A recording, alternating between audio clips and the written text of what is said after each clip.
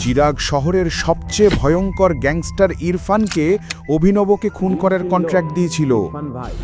তুই আমার ভাইকে মেরেছিস। যে কুকুরের ঘেউ ঘেউ করার অভ্যাস থাকে তাকে শিক্ষা দেওয়া দরকার। তুই এখনো আমাকে চিনিসনি ইরফান। অভিনবের আঙুল থেকে একটি আংটি পড়ে গেল এবং গড়িয়ে গিয়ে দাঁড়ালো ইরফান ভাইয়ের পায়ের কাছে। টাইগার, মাফ করে দাও টাইগার, আমি অনেক বড় ভুল করেছি।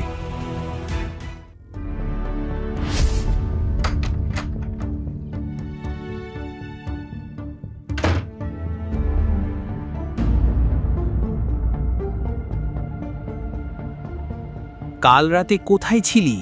দাদু, কাল আমার এক বন্ধুর বাড়িতে পার্টি ছিল, আর দেরি হয়ে গেল বলে ওখানেই ঘুমিয়ে পড়েছিলাম। আচ্ছা, এখন বেকার হয়ে গেছিস? এখন এই শুরু হয়েছে। অভিনব ছিল এক সাধারণ ডেলিভারি বয়, যার বিয়ে হয়েছিল অনন্যার সাথে, শহরের এক সরল মেয়ে আর এক কোটিপতি পরিবারের মেয়ে। কিন্তু সিং পরিবারে কেউই এই বিয়েতে খুশি ছিল না। পরিবারের কর্তা হরদেব সিং বাধ্য হয়ে তাদের বিয়ে দিয়েছিলেন, কিন্তু অভিনবকে অপমান করার একটাও সুযোগ তিনি ছাড়তেন না। ভালো করে শুনে রাখ, আমি বাইরে যাচ্ছি। আমি ফেরার আগেই বাড়ি ঝকঝকে পরিষ্কার হতে হবে, না হলে আমি তোর পা ভেঙে দেব। অনেকদিন পর অভিনব বাড়িতে একা থাকার সুযোগ পেয়েছিল, আর নিজেকে অনেক শান্ত মনে হচ্ছিল। তার অনুভূতিটা বেশ ভালো লাগছিল। অভিনব নিজের জন্য ম্যাগি বানালো আর খেয়ে গভীর ঘুমে চলে গেল। সন্ধেবেলা ঘণ্টার টুংটাং শব্দে অভিনবর ঘুম ভাঙল। তার স্ত্রী অনন্যা দরজায় দাঁড়িয়েছিল। সে অভিনবর এলোমেলো চুল আর কুচকানো জামাকাপড় দেখে সঙ্গে সঙ্গে জিজ্ঞেস করল, তুমি কখন ফিরলে? সারাদিন বাড়িতে ঘুমোচ্ছিলে? না না, আমি দুপুরে ফিরেছি। তাছাড়া তোমাকে তোমার ভাই ফোন করেছিল? না, কেনই বা উনি আমাকে ফোন করবেন? মনে হচ্ছে সানি সিং এখনো আমার কথাকে সিরিয়াসলি নিচ্ছে না। না মানে এমনিই জিজ্ঞেস করছিলাম। ভাইয়ের নাম শুনে অনন্যার মনে পড়ল যে তার ভাই ভিআর গ্রুপে কাজ করত। সিং ইন্ডাস্ট্রিজের সব কর্পোরেশন চিরাগের হাতে তুলে দেওয়া হয়েছে। এটা ভেবে অনন্যা ভেতরে ভেতরে রেগে যাচ্ছিল, কিন্তু সে আর কিছু ভাবতে চাইছিল না। হঠাৎই অনন্যার মনে পড়ল অভিনব তো গতরাতে বাড়ি ফেরেনি। সে সন্দেহ করল আর জিজ্ঞেস করল, তুমি গতরাতে কোথায় ছিলে? আমি গতকাল আমার এক পুরনো বন্ধুর বাড়ি গিয়েছিলাম। কথা বলতে বলতে দেরি হয়ে গেল, তাই সেখানেই ঘুমিয়ে পড়েছিলাম। এক পুরনো বন্ধু। মিস্টার আকরাম, যাকে হোটেল থেকে বের করে দেওয়া হয়েছিল, তাই না? অনন্যা অভিনবের দিকে তাকিয়ে রইল। সে নিশ্চিত হয়ে গেল এটা সম্ভব নয় যে তার গরিব স্বামী শহরের সবচেয়ে বড় ব্যবসায়ী আর মাফিয়া কিং আকরমের বন্ধু হতে পারে। হ্যাঁ, তুমি ঠিকই চিনেছ।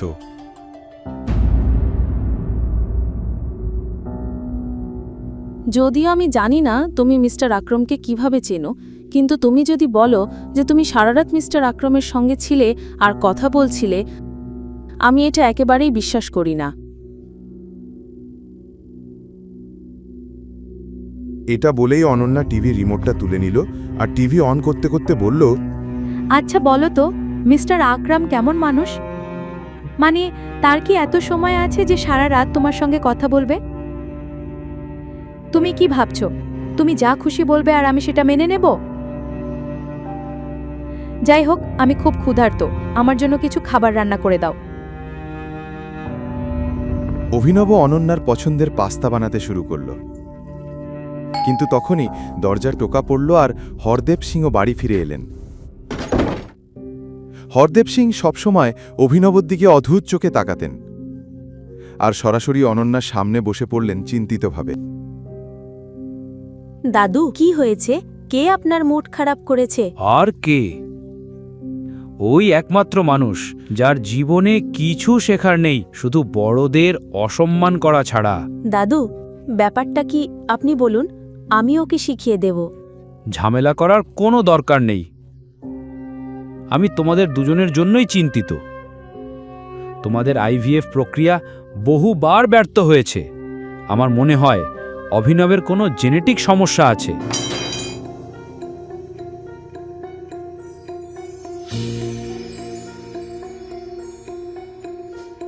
সে তো অনাথ, তার পরিবার অজানা।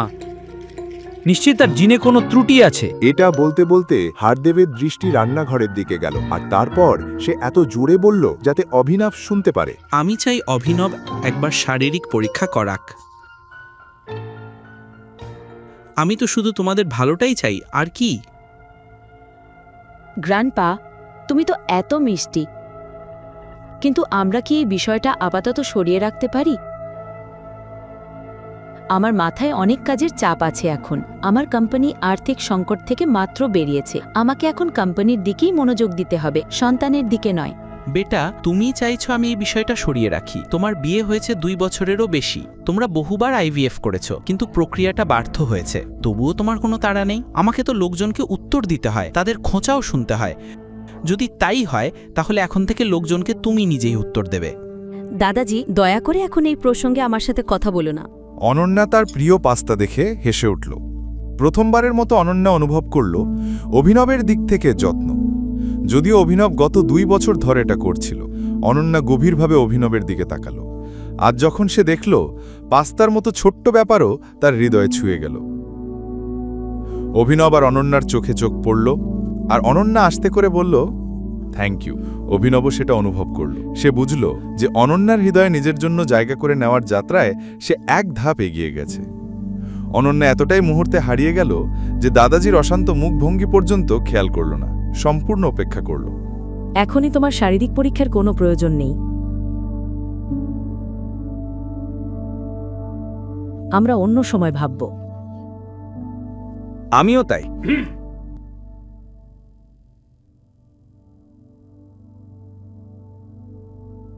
ঠিক আছে, যেমন বলছো।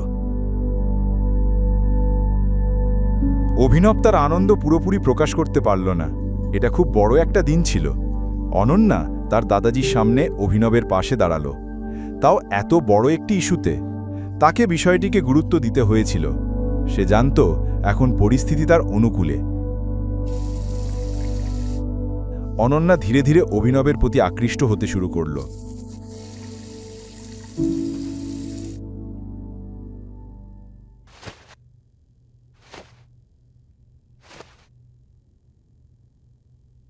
অনন্যা, যদি আগামীকাল তোমার ভাইয়ের কাছ থেকে ফোন আসে আর সে যদি সিং ইন্ডাস্ট্রিজ আর বিআর গ্রুপের মধ্যে সহযোগিতার কথা বলে,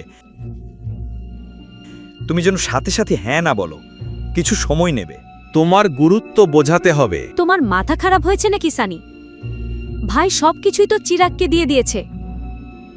এখনও বিআর গ্রুপের সাথে পুরো কর্পোরেশন সামলাবে। ওর কেন আমার প্রয়োজন হবে? আর তুমি তো কিছু জানোই না। তুমি শুধু আজেবাজে কথা বলো। অনন্যা, শুধু মনে রেখো, যদি ফোন আসে সাথে সাথে হ্যাঁ বলো না। Good night. শুয়ে পড়ো। নিজের কথা বলেই অভিনব শুতে গেল। অনন্যা কোনোভাবে নিজেকে সামলে নিল আর আলো নিভিয়ে শুতে গেল। পরের দিন অনন্যা কাজের জন্য বাড়ি থেকে বেরোলে অভিনব ওর পিছু নিল হোটেল সাফায়ারের দিকে। অভিনব চলে গেল। সে তার আসল পরিচয় সবার থেকে গোপন রেখেছিল। সিং পরিবারে তার পরিচয় ছিল সে শুধু একজন সাধারণ ডেলিভারি বয় আর অকর্মণ্য জামাই, কিন্তু আসলে সে ছিল শক্তিশালী কোম্পানির নতুন বস, দ্য মাফিয়া কিং। আন্ডারওয়ার্ল্ডে সবাই তাকে চিনত টাইগার নামে। সঞ্জয়ের খুনের পর অক্রম অভিনবকে 18 বছর অনাথ আশ্রমে রেখেছিল। সেখানে প্রতিদিন কঠোর শারীরিক প্রশিক্ষণ দিত তাকে, প্রতিটি সমস্যার মুখোমুখি হতে প্রস্তুত করত।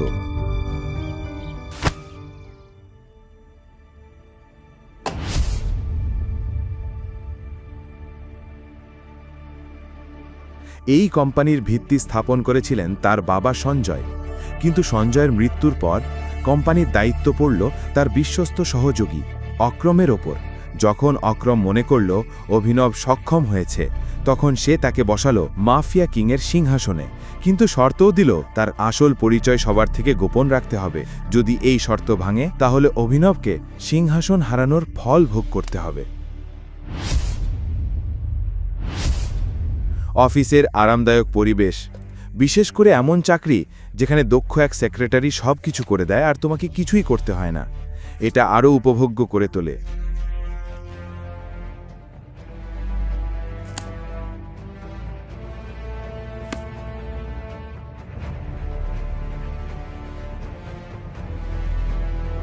অভিনব এখনও এটা ভাবছিল, তখন তার কেবিনের দরজায় নক হলো আর তার সেক্রেটারি নন্দিতা ভেতরে এলো।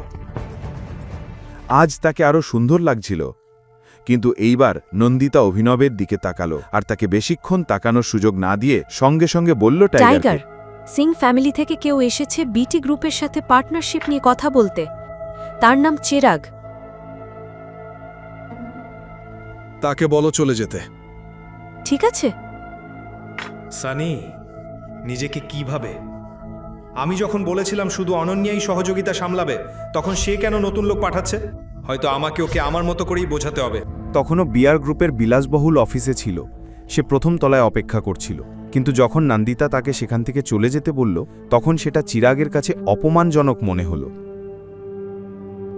চিরাগ ব্যর্থতার খবর নিয়ে ফিরে এলে আর যা কিছু ঘটেছিল সেটা সানিকে বললে, সানির মুখ রাগে লাল হয়ে গেল। সে সম্পূর্ণ অসহায় ছিল এবং এখন তার আর কোনো উপায় রইল না আনান্যাকে ফোন করা ছাড়া। অন্যদিকে আনান্যা তার দাদাজির সঙ্গে বাজার করতে গিয়েছিল। তখনই তার ফোন বেজে উঠল এবং সে দেখল সানির কল এসেছে। আনান্যা ফোন রিসিভ করল এবং স্পিকারে দিল। হ্যাঁ ভাইয়া। অনন্যা, তোমার ভাইয়ের তোমার কাছে একটু সাহায্য দরকার। তুমি কি আমাকে সাহায্য করবে? সাহায্য? আমি কিছুই বুঝতে পারছি না। ব্যাপারটা হলো, আমাদের আর বিআর গ্রুপের মধ্যে যে সহযোগিতা হয়েছে, আমি সিদ্ধান্ত নিয়েছি যে এখন থেকে আমাদের সব ডিল তুমি সামলাবে। তোমাকে কাল বিআর গ্রুপের অফিসে গিয়ে কথা বলতে হবে। নতুন প্যাকেজিং আর্টিস্টদের চুক্তি যত তাড়াতাড়ি সম্ভব সই করতে হবে। এটা শুনে গতরাতে অভিনব যা বলেছিল হঠাৎ করে অনন্যার মনে পড়তে শুরু করলো, তাই সাথে সাথে হ্যাঁ বলবে না। দুঃখিত ভাইয়া, তুমি তো এই কাজটা চিরাগকে সামলাতে দিয়েছিলে, তাই না? আমার মনে হয় যদি কাজটা অর্ধেক শেষ হয়ে থাকে তাহলে সেটা ওকে করতে দাও। যেমন 4 জন মিলে একটি মিষ্টি বানালে সেটা অন্যরকম হয়ে যায়। ঠিক আছে ভাইয়া, আমার অনেক কাজ আছে, পরে কথা বলবো। তুমি কি করলে বেটা? তুমি জানো না এর ফলাফল কি হতে পারে? হরদেবের মতে আনান্যা তার কাছে আসা একটা ভালো সুযোগ প্রত্যাখ্যান করেছিল। সানি তাকে ফোন করে সরাসরি অনুরোধ করেছিল, কিন্তু আনান্যা সেটা মেনে নিল না। সে বিষয়টিকে এড়িয়ে গেল। আনান্যা ডিজাইনার বুটিক থেকে বেরিয়ে এসে একটা বেঞ্চে বসে পড়ল। আর তখনই সে অভিনবকে একটা মেসেজ পাঠালো। অন্যদিকে অভিনব ফোনে আকরামের সঙ্গে কথা বলছিল। আজ দুজনেরই একসঙ্গে লাঞ্চ করার পরিকল্পনা ছিল। অভিনব ফোনটা নামানো মাত্রই দেখল আনান্যা তাতে মেসেজ করেছে। কিছুক্ষণ আগে ভাইয়ার ফোন এসেছিল। সে আমাকে বলছিল যে এখন থেকে বিআর গ্রুপের সঙ্গে কর্পোরেশন আমাকে সামলাতে হবে। আমি না করে দিয়েছি। এখন কি করব? এই মেসেজ পড়ে অভিনবের মন আনন্দে ভরে গেল। তার খুব ভালো লাগলো যে তার স্ত্রী এখন তার কথা শুনতে শুরু করেছে। এখন তোমার একটু অপেক্ষা করা উচিত এবং চিন্তা করো না, আজ নয় তবে কাল তোমার ভাইয়া অবশ্যই আবার তোমার সঙ্গে যোগাযোগ করার চেষ্টা করবে, কিন্তু তুমি সম্মতি দেবে না যতক্ষণ না সে তোমার লাভের কথা বলে। শুধুমাত্র তখনই শর্ত মেনে নেবে যখন তারা তোমাকে কিছু দেবে।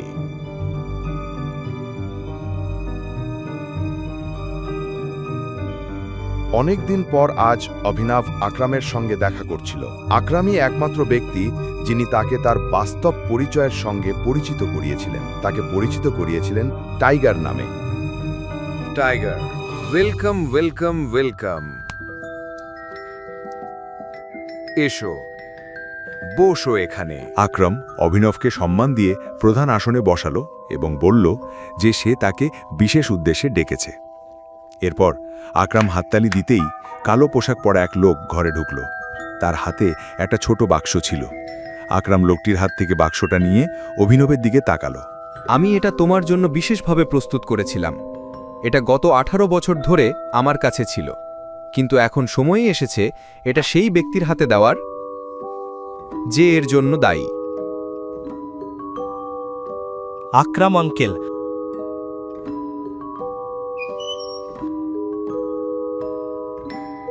আমি এটা নিতে পারি মা। আমি এটা বিশেষভাবে তোমার জন্যই খুঁজে পেয়েছি এবং সময় আসলে এটা তোমার খুব কাজে লাগবে। আকরামের মুখ থেকে এই কথাগুলো বেরোতেই তার ফোন বেজে উঠল। হ্যালো। ফোন ধরার পর আকরামের মুখাভিনয় আরও গম্ভীর হয়ে উঠল। ঠিক আছে, আমি দেখছি। টাইগার, আমি দুঃখিত, কিন্তু আমার মনে হয় তোমাকে আজ একাই লাঞ্চ করতে হবে। আমাকে জরুরি কিছু কাজ মেটাতে যেতে হবে। তবে দয়া করে এই উপহারটা গ্রহণ করো। হ্যাঁ, এটাকে আমার পক্ষ থেকে অগ্রিম জন্মদিনের উপহার ভেবে নি। আমি বুঝতে পারছি, তুমি তোমার কাজ করো আর আমি এটা নিয়ে যাচ্ছি। আগাম ধন্যবাদ। ঠিক আছে টাইগার, আমরা খুব শীঘ্রই একসাথে লাঞ্চ করব, ঠিক আছে? এটা বলে আকরাম ঘর থেকে বেরিয়ে গেল। অভিনবের চোখ আটকে গেল সেই ছোট বাক্সটার ওপর। সে হালকা হেসে বাক্সটা তুলে নিল এবং নিজের পকেটে রাখল। লাঞ্চে সব রকম খাবারই ছিল, কিন্তু আকরামের এভাবে তাড়াহুড়ো করে চলে যাওয়া অভিনবের কাছে চিন্তার বিষয় হয়ে দাঁড়ালো। জানি না হঠাৎ করে আকরাম আঙ্কেলের কি কাজ পড়ল। আশা করি এটা ছোটখাটো বিষয় আর উনি সহজেই সমাধান করতে পারবেন। লাঞ্চ শেষ করে অভিনব ইলেকট্রিক স্কুটার নিয়ে বাড়ির দিকে রওনা হলো। বাড়ি পৌঁছে বাক্সটা খোলার সঙ্গে সঙ্গেই সে ভেতরে এক অদ্ভুত জিনিস পেল। এক ধরনের সুগন্ধ বেরোতে লাগল। সেই গন্ধ শুকে অভিনবের মন কেঁপে উঠল।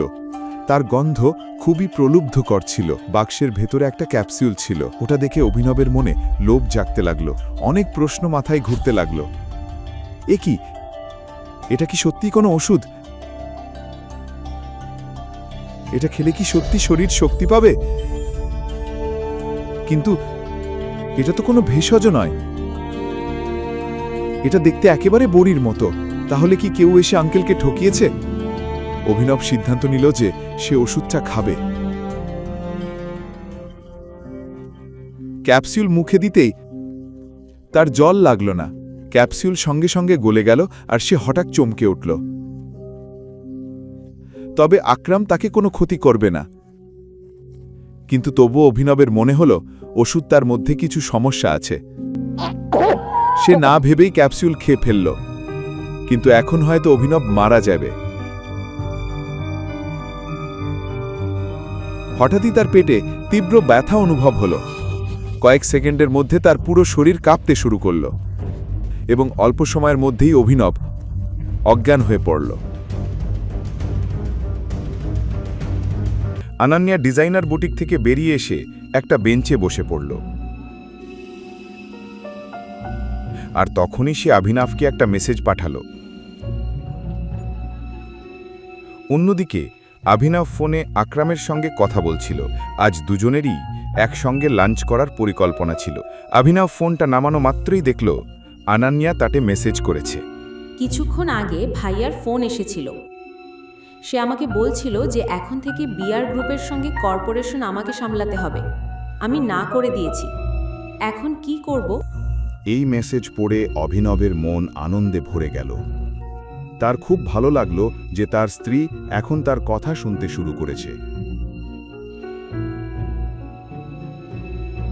এখন তোমার একটু অপেক্ষা করা উচিত এবং চিন্তা করো না, আজ নয় তবে কাল তোমার ভাইয়া অবশ্যই আবার তোমার সঙ্গে যোগাযোগ করার চেষ্টা করবে। কিন্তু তুমি সম্মতি দেবে না যতক্ষণ না সে তোমার লাভের কথা বলে। শুধুমাত্র তখনই শর্ত মেনে নেবে যখন তারা তোমাকে কিছু দেবে।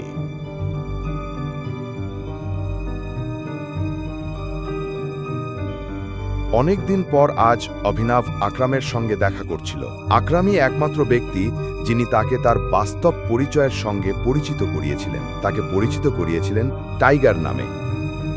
Tiger, welcome welcome welcome. এসো, বসো এখানে। আকরাম অভিনবকে সম্মান দিয়ে প্রধান আসনে বসালো এবং বলল যে সে তাকে বিশেষ উদ্দেশ্যে ডেকেছে। এরপর আকরাম হাততালি দিতেই কালো পোশাক পরা এক লোক ঘরে ঢুকল। তার হাতে একটা ছোট বাক্স ছিল। আকরাম লোকটির হাত থেকে বাক্সটা নিয়ে অভিনবের দিকে তাকালো। আমি এটা তোমার জন্য বিশেষভাবে প্রস্তুত করেছিলাম। এটা গত 18 বছর ধরে আমার কাছে ছিল, কিন্তু এখন সময়ই এসেছে এটা সেই ব্যক্তির হাতে দেওয়ার যে এর জন্য দায়ী। আকরাম আঙ্কেল,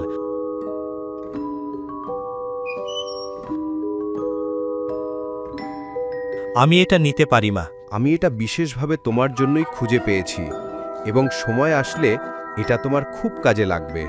আকরামের মুখ থেকে এই কথাগুলো বেরোতেই তার ফোন বেজে উঠল। হ্যালো। ফোন ধরার পর আকরামের মুখাভিনয় আরও গম্ভীর হয়ে উঠল। ঠিক আছে, আমি দেখছি। টাইগার, আমি দুঃখিত, কিন্তু আমার মনে হয় তোমাকে আজ একাই লাঞ্চ করতে হবে। আমাকে জরুরি কিছু কাজ মেটাতে যেতে হবে। তবে দয়া করে এই উপহারটা গ্রহণ করো। হ্যাঁ, এটাকে আমার পক্ষ থেকে অগ্রিম জন্মদিনের উপহার ভেবে নি।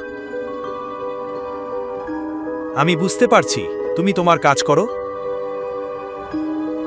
আর আমি এটা নিয়ে যাচ্ছি। আগাম ধন্যবাদ। ঠিক আছে টাইগার, আমরা খুব শিগগিরই একসাথে লাঞ্চ করব, ঠিক আছে? এটা বলে আকরাম ঘর থেকে বেরিয়ে গেল। অভিনবের চোখ আটকে গেল সেই ছোট বাক্সটার ওপর। সে হালকা হেসে বাক্সটা তুলে নিল এবং নিজের পকেটে রাখল। লাঞ্চে সব রকম খাবারই ছিল, কিন্তু আকরামের এভাবে তাড়াহুড়ো করে চলে যাওয়া অভিনবের কাছে চিন্তার বিষয় হয়ে দাঁড়ালো। জানি না হঠাৎ করে আকরাম আঙ্কেলের কি কাজ পড়ল। আশা করি এটা ছোটখাটো বিষয় আর উনি সহজেই সমাধান করতে পারবেন। লাঞ্চ শেষ করে অভিনব ইলেকট্রিক স্কুটার নিয়ে বাড়ির দিকে রওনা হলো। বাড়ি পৌঁছে বাক্সটা খোলার সঙ্গে সঙ্গেই সে ভেতরে এক অদ্ভুত জিনিস পেল। এক ধরনের সুগন্ধ বেরোতে লাগল। সেই গন্ধ শুকে অভিনবের মন কেঁপে উঠল। তার গন্ধ খুবই প্রলুব্ধকর ছিল। বাক্সের ভেতরে একটা ক্যাপসুল ছিল। ওটা দেখে অভিনবের মনে লোভ জাগতে লাগলো। অনেক প্রশ্ন মাথায় ঘুরতে লাগলো। এ কি? এটা কি সত্যি কোনো ওষুধ? এটা খেলে কি সত্যি শরীর শক্তি পাবে? কিন্তু এটা তো কোনো ভেষজ নয়। এটা দেখতে একেবারে বড়ির মতো। তাহলে কি কেউ এসে আঙ্কেলকে ঠকিয়েছে? অভিনব সিদ্ধান্ত নিল যে সে ওষুধটা খাবে। ক্যাপসুল মুখে দিতেই তার জল লাগল না। ক্যাপসুল সঙ্গে সঙ্গে গলে গেল আর সে হঠাৎ চমকে উঠল। তবে আকরাম তাকে কোনো ক্ষতি করবে না। কিন্তু তবুও অভিনবের মনে হল ওষুধ তার মধ্যে কিছু সমস্যা আছে। সে না ভেবেই ক্যাপসুল খেয়ে ফেলল। কিন্তু এখন হয়তো অভিনব মারা যাবে। হঠাৎই তার পেটে তীব্র ব্যথা অনুভব হল। কয়েক সেকেন্ডের মধ্যে তার পুরো শরীর কাঁপতে শুরু করল এবং অল্প সময়ের মধ্যেই অভিনব অজ্ঞান হয়ে পড়ল।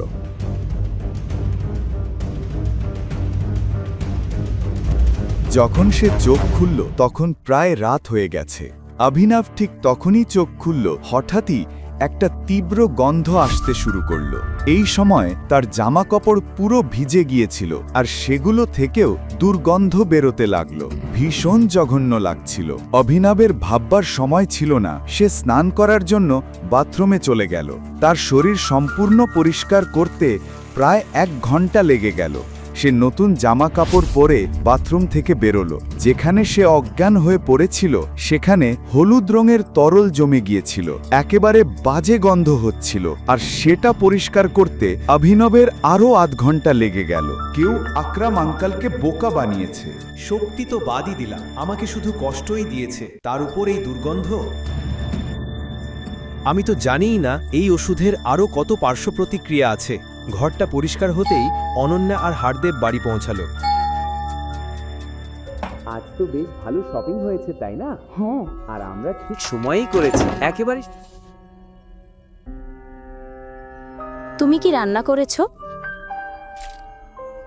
আসলে আমার কিছু কাজ ছিল, তাই রান্না করতে পারিনি। আমি ভাবছিলাম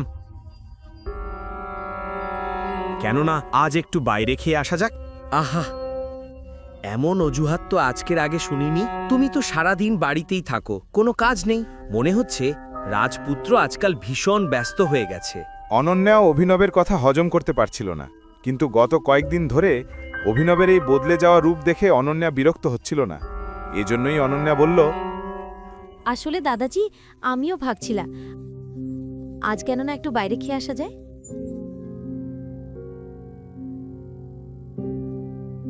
অনন্যার এই কাজে অভিনব বুঝল যে সে তাকে সাহায্য করছে। অভিনবের মন আনন্দে নেচে উঠল।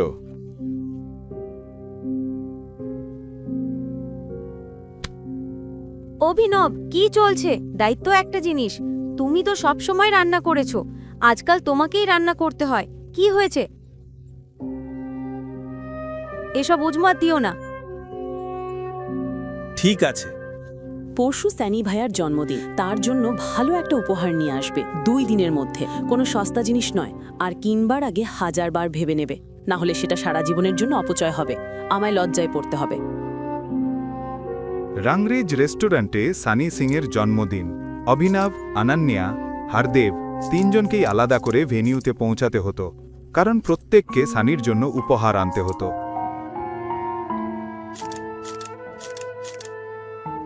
সময় দেখছো তো?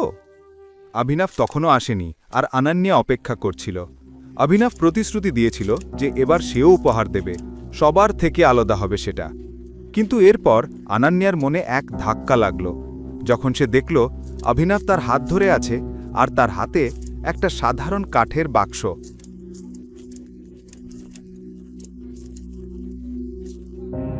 এটা কি অভিনব? অন্তত বাক্সটা গিফট র্যাপ করাতে পারতে। আরে আমি তো র‍্যাপ করাতে চাইনি, আর সময়ও ছিল না। যাই হোক, থাক। বাক্সটা কেমন দেখাচ্ছে তাতে কি আসে যায়? ভেতরে কি আছে সেটাই তো আসল ব্যাপার, তাই না? এবার যখন সবাই ভাইয়াকে উপহার দিতে শুরু করবে, ওই বাক্সটাও সেগুলোর সাথে রেখে দিও। আমি আর কোনো নাটক চাই না, আমি ক্লান্ত।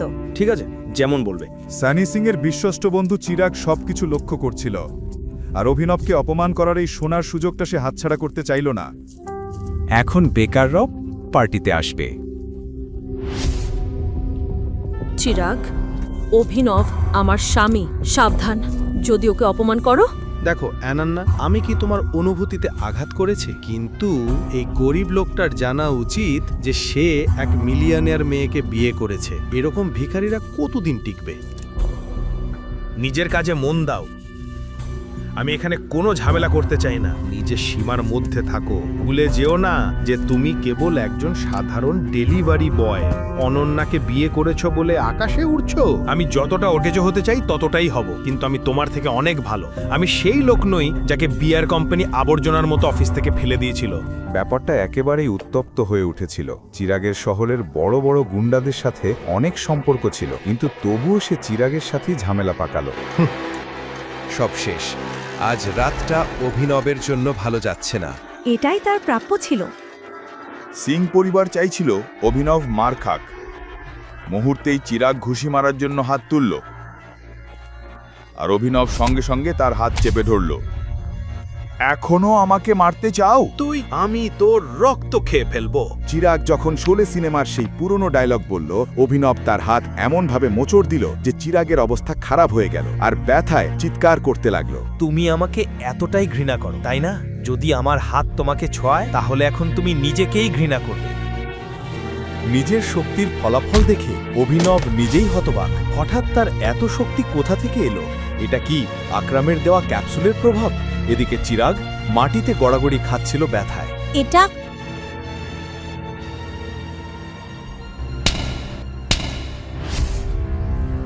তুমি নিজেকে কি ভাবো? আজ সানির জন্মদিন, আনন্দ করার দিন। অভিনব রাগী চোখে হরদেবের দিকে তাকালো। যদি আজ তোমাকে মেরে ফেলতে না পারি, তবে আমার নাম চিরাগ ওবেরয় নয়। এটা বলেই চিরাগ ফোন বের করে একটা নম্বর ডায়াল করল। অভিনব এতদিন হরদেবের সব অপমান সহ্য করেছে, কিন্তু এবার তার সহ্যের বাঁধ ভেঙে গেল। অনন্যা আর আমি বিয়ে করেছি 2 বছর হলো। তুমি কোনোদিন আমার অবদান দেখোনি। তুমি সব সময় আমাকে অপমান করেছো, হেয় করেছো। আমি এই চটটা সব সময় মনে রাখবো। আর যে কুকুরটাকে তুমি 2 বছর ধরে পালছো, সে আজ যাচ্ছ। আর হ্যাঁ, সে ঘেউ ঘেউ করছে না, কামড়াচ্ছে। যদি তুমি চাও আমি আবার তোমাদের বাড়ি ফিরি, তবে সানিকে আমার কাছে ক্ষমা চাইতে হবে। তাকে আমার পায়ে পড়ে নাক ঘষতে হবে। চুপ করো একেবারে। অনন্যার চোখ অভিনবের ওপর স্থির ছিল। তার মনে হচ্ছিল সে পুরোপুরি বদলে গেছে, এক অচেনা মানুষের মতো। বাকিরাও হতবাক। কেউ ভাবেনি অভিনবের মতো এক অকেজো মানুষ এমন কথা বলবে। কোথায় যাচ্ছ? ওকে থামাও। কে তোমাকে যেতে বলেছে? এখানেই থাকো আর দেখো তোমার কি দশা হয়। চিরাগের কথা শেষ হতেই রংরেজ রেস্টুরেন্টের বাইরে একাধিক গাড়ি হঠাৎ থেমে গেল। অভিনবকে মারার জন্য চিরাগ শহরের সবচেয়ে ভয়ঙ্কর গুন্ডা ইরফানকে ভাড়া করেছিল। ইরফান আর তার লোকেরা ভেতরে ঢুকতেই চিরাগ বলল,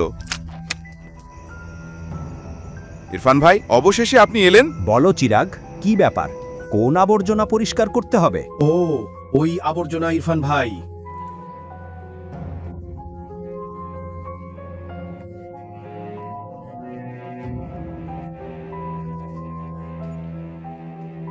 তো তুই আমার ভাইকে মেরেছিস? এক কুকুর যদি সারাদিন ঘেউ ঘেউ করে, তাকে কি শিক্ষা দেওয়া উচিত নয়? ছেলে, তুমি তরুণ, তোমার রক্ত গরম, আমি বুঝি, কিন্তু জানো কি, আমাকে এভাবে কখনো কেউ কথা বলেনি। অন্যরা তোমার সাথে কেমন কথা বলে তাতে আমার কিছু আসে যায় না। তুমি যদি আমার সাথে এভাবে কথা বলো তাহলে ভীষণ অনুতপ্ত হবে। ছেলেটা, কসম, তোমার মধ্যে ভীষণ অহংকার আছে। তোমার মতো ছোট মানুষের সামনে আমি অহংকারী হতে পারবো না নাকি? অভিনবের মুখে কোনো ভয় ছিল না, যেন কারোর প্রেতাত্মা তার শরীরে ভর করেছে।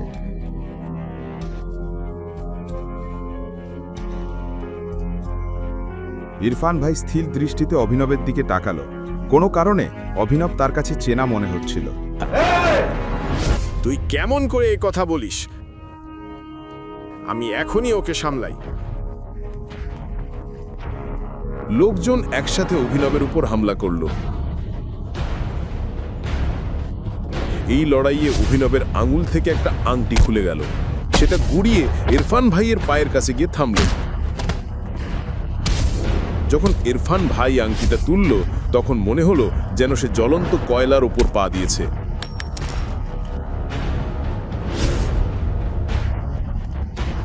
সে সঙ্গে সঙ্গে অভিনবের পায়ে পড়ে গেল আর বলতে লাগলো, টাইগার, আমাকে ক্ষমা করে দাও টাইগার, আমি বড় ভুল করেছি। অভিনবের গোপন কি সবার সামনে ফাঁস হয়ে যাবে এখন? তাকে কি সবার কাছে নিজের আসল পরিচয় প্রকাশ করতে হবে? অভিনব কি ইরফানকে ক্ষমা করবে? চিরাগ যখন অভিনবের পরিচয় জানবে তখন কি হবে? সত্যিটা কি প্রকাশ পাবে? অভিনবের বিআর গ্রুপের সাথে কি সম্পর্ক? আকরামের দেওয়া বুড়ি কোনো পার্শ্ব প্রতিক্রিয়া দেখাবে? অভিনব অনন্যার প্রশ্নের উত্তর দেওয়ার আগেই তার চোখ খুলে গেল এবং সে দেখল সে তার নিজের বাড়িতে আছে। সবটাই ছিল একটা স্বপ্ন, কিন্তু অভিনব সেটা বিশ্বাস করতে পারছিল না। অভিনব তার বাড়িতেই ঘুমাচ্ছিল, কারণ অনন্যা একেবারেই পছন্দ করত না অভিনবর মুখ দেখা। যখনই সে সকালে ঘুম থেকে উঠত, অভিনবর বাবা সঞ্জয় মারা গিয়েছিলেন। সেই থেকে সে খুব একা হয়ে গিয়েছিল। সে ভালোভাবেই মনে রেখেছিল তার বাবার মৃত্যুর পেছনে থাকা মানুষের মুখ। আজ অভিনবকে উঠেই আকরামের সাথে দেখা করতে যেতে হতো। অভিনব দ্রুত প্রস্তুত হলো এবং আকরামের জায়গায় পৌঁছল। আর আকরাম তাকে দেখে খুব খুশি হলো। আর সে বলল, শেষ পর্যন্ত আমরা তোমাকে খুঁজে পেয়েছি টাইগার। টাইগার, গত 18 বছর ধরে আমি তোমাকে খুঁজছিলাম। তুমি আমাদের টাইগার, এই বহু বিলিয়ন ডলারের বিজনেস এম্পায়ারের উত্তরাধিকারী, যা আমরা 3 বন্ধু মিলে তৈরি করেছি। আমি, তোমার বাবা সঞ্জয় আর রানা অগ্নিহোত্রী। আকরাম দেওয়ালে ঝোলানো একটা ছবির দিকে ইশারা করল, যেখানে সঞ্জয়, আকরাম আর রানা ছিল। 3 জনই সেখানে উপস্থিত ছিল। রানা অভিনবকে দেখে হতবাক হয়ে গেল। সেই দিনের দৃশ্য আবার তার চোখের সামনে ভেসে উঠল। যে লোকটি সেই রাতে অভিনবর বাবাকে গুলি করেছিল, যে আক্রমণের পরিকল্পনা করেছিল, সেই রানা। বন্ধু হয়েও রানা অভিনবর বাবাকে বিশ্বাসঘাতকতা করেছিল। অভিনবর চোখ রাগে লাল হয়ে উঠল। এটা দেখে আকরাম জিজ্ঞেস করল, কি হয়েছে? তুমি এত রেগে আছো কেন? না, আমি ঠিক আছি। তুমি তো আমার সাথে কিছু কথা বলতে চেয়েছিলে, তাই না? আকরাম উত্তর দিল, হ্যাঁ, আমি আমাদের কোম্পানি দ্য মাফিয়া কিং সম্পর্কে তোমাকে একটু বলতে যাচ্ছিলাম। আমরা 3 জন মিলে দ্য মাফিয়া কিং শুরু করেছিলাম, যার নাম শুনলেই দেশের রাজনীতিবিদ, সেলিব্রিটি আর সবচেয়ে বড় বড় মানুষ পর্যন্ত কেঁপে উঠত। কিন্তু তোমার বাবা চলে যাওয়ার পর সব ভেঙে পড়ল। এই সময় আমরা কিছু শত্রুও তৈরি করলাম, তারা এখন আর নেই। তাদের মধ্যে একজন হলো দিগপাল চিঙ্গাওয়াত। সে বহু বছর ধরে তোমাকে খুঁজছে, সে তোমাকে হত্যা করতে চায় এবং আমাদের অস্তিত্ব মুছে দিতে চায়। বর্তমানে রানার ছেলে মান্টি দ্য মাফিয়া কিং এর সব কাজ সামলাচ্ছে। কিন্তু এখন থেকে কিছু কোম্পানির সিদ্ধান্ত তোমার হাতে থাকবে। তোমার দায়িত্ব তোমার বাবার কাজকে এগিয়ে নিয়ে যাওয়া, টাইগার। এটা শুনে অভিনব অবাক হয়ে গেল। আগের দিন পর্যন্ত তার পকেটে 100 টাকা পর্যন্ত ছিল না, আর আজ হঠাৎই সে হাজার হাজার কোটি টাকার কোম্পানির মালিক হয়ে গেল। এরপর অভিনব তার কাজে ফিরে গেল। সেখানে গিয়ে তার বস তাকে বকাঝকা করল, কারণ অভিনব আগের দিন আজে আসেনি। এর ফলে তার বসের অনেক ক্ষতি হয়েছিল। এমনকি পরিস্থিতি এমন হলো যে তার বস তাকে চাকরি থেকে বরখাস্ত করে দিল। তখন অভিনব তার বসকে বলল, ঠিক আছে, আমি চলে যাচ্ছি, কিন্তু দয়া করে এই মাসে আমি যতটুকু কাজ করেছি তার টাকা দিয়ে দিন। তোমার কারণে আমরা ক্ষতির মুখে পড়েছি।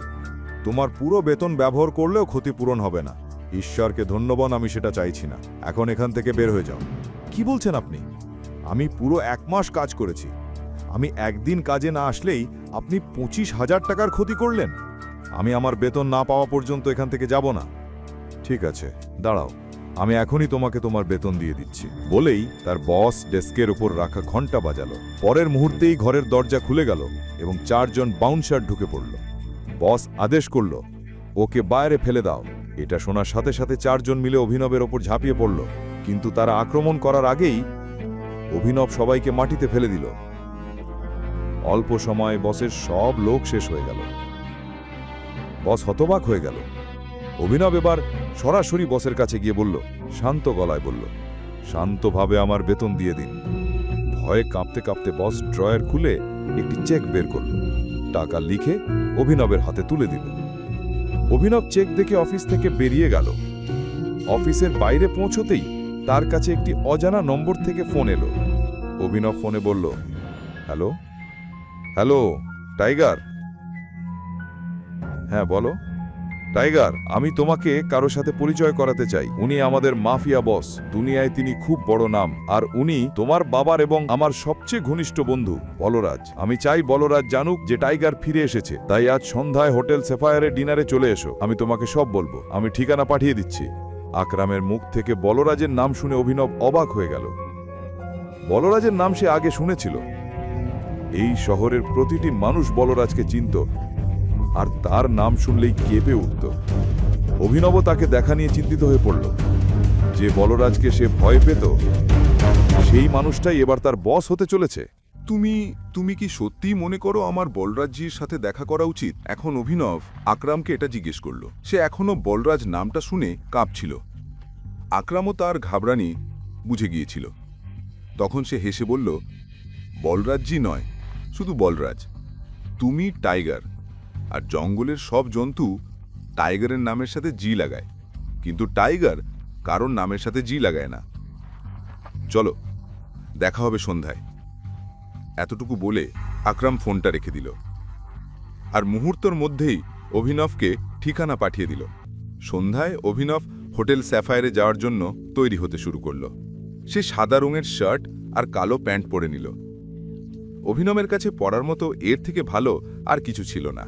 সে নিজের বাড়ি থেকে একটা ক্যাব নিল আর সোজা হোটেল স্যাফায়ারে পৌঁছে গেল। যখন সে হোটেলটাকে বাইরে থেকে দেখল, তখন সে চেয়ে থাকল।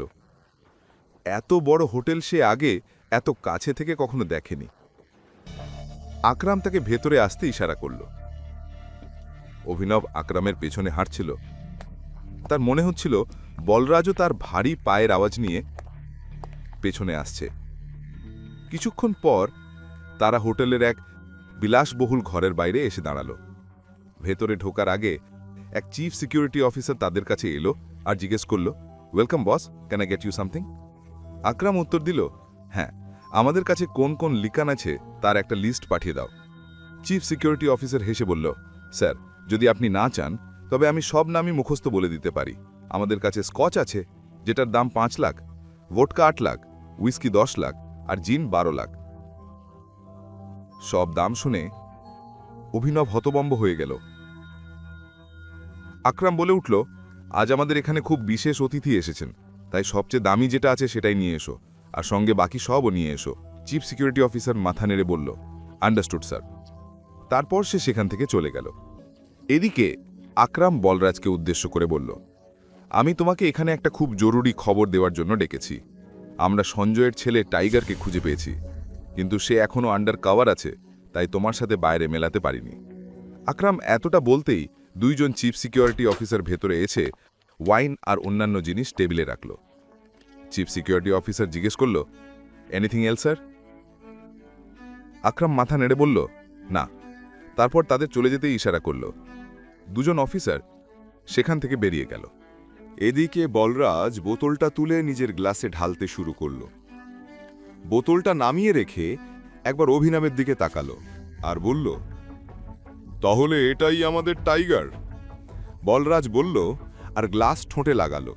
গ্লাসের ভেতর থেকে তীক্ষ্ণ দৃষ্টিতে অভিনবকে দেখছিল। একরম বলল, হ্যাঁ, এটাই আমাদের টাইগার। আমি চাইছিলাম সে আমাদের টিমের বড় বড় সদস্যদের সাথে দেখা করুক। একবার সবাইকে দেখার পর যেভাবে এগোনো দরকার সেইভাবে আমাদের টিমকে টাইগারই লিড করবে। বলরাজ হেসে বলল, সো একরম, কিন্তু আমার একটু হাসি পাচ্ছে।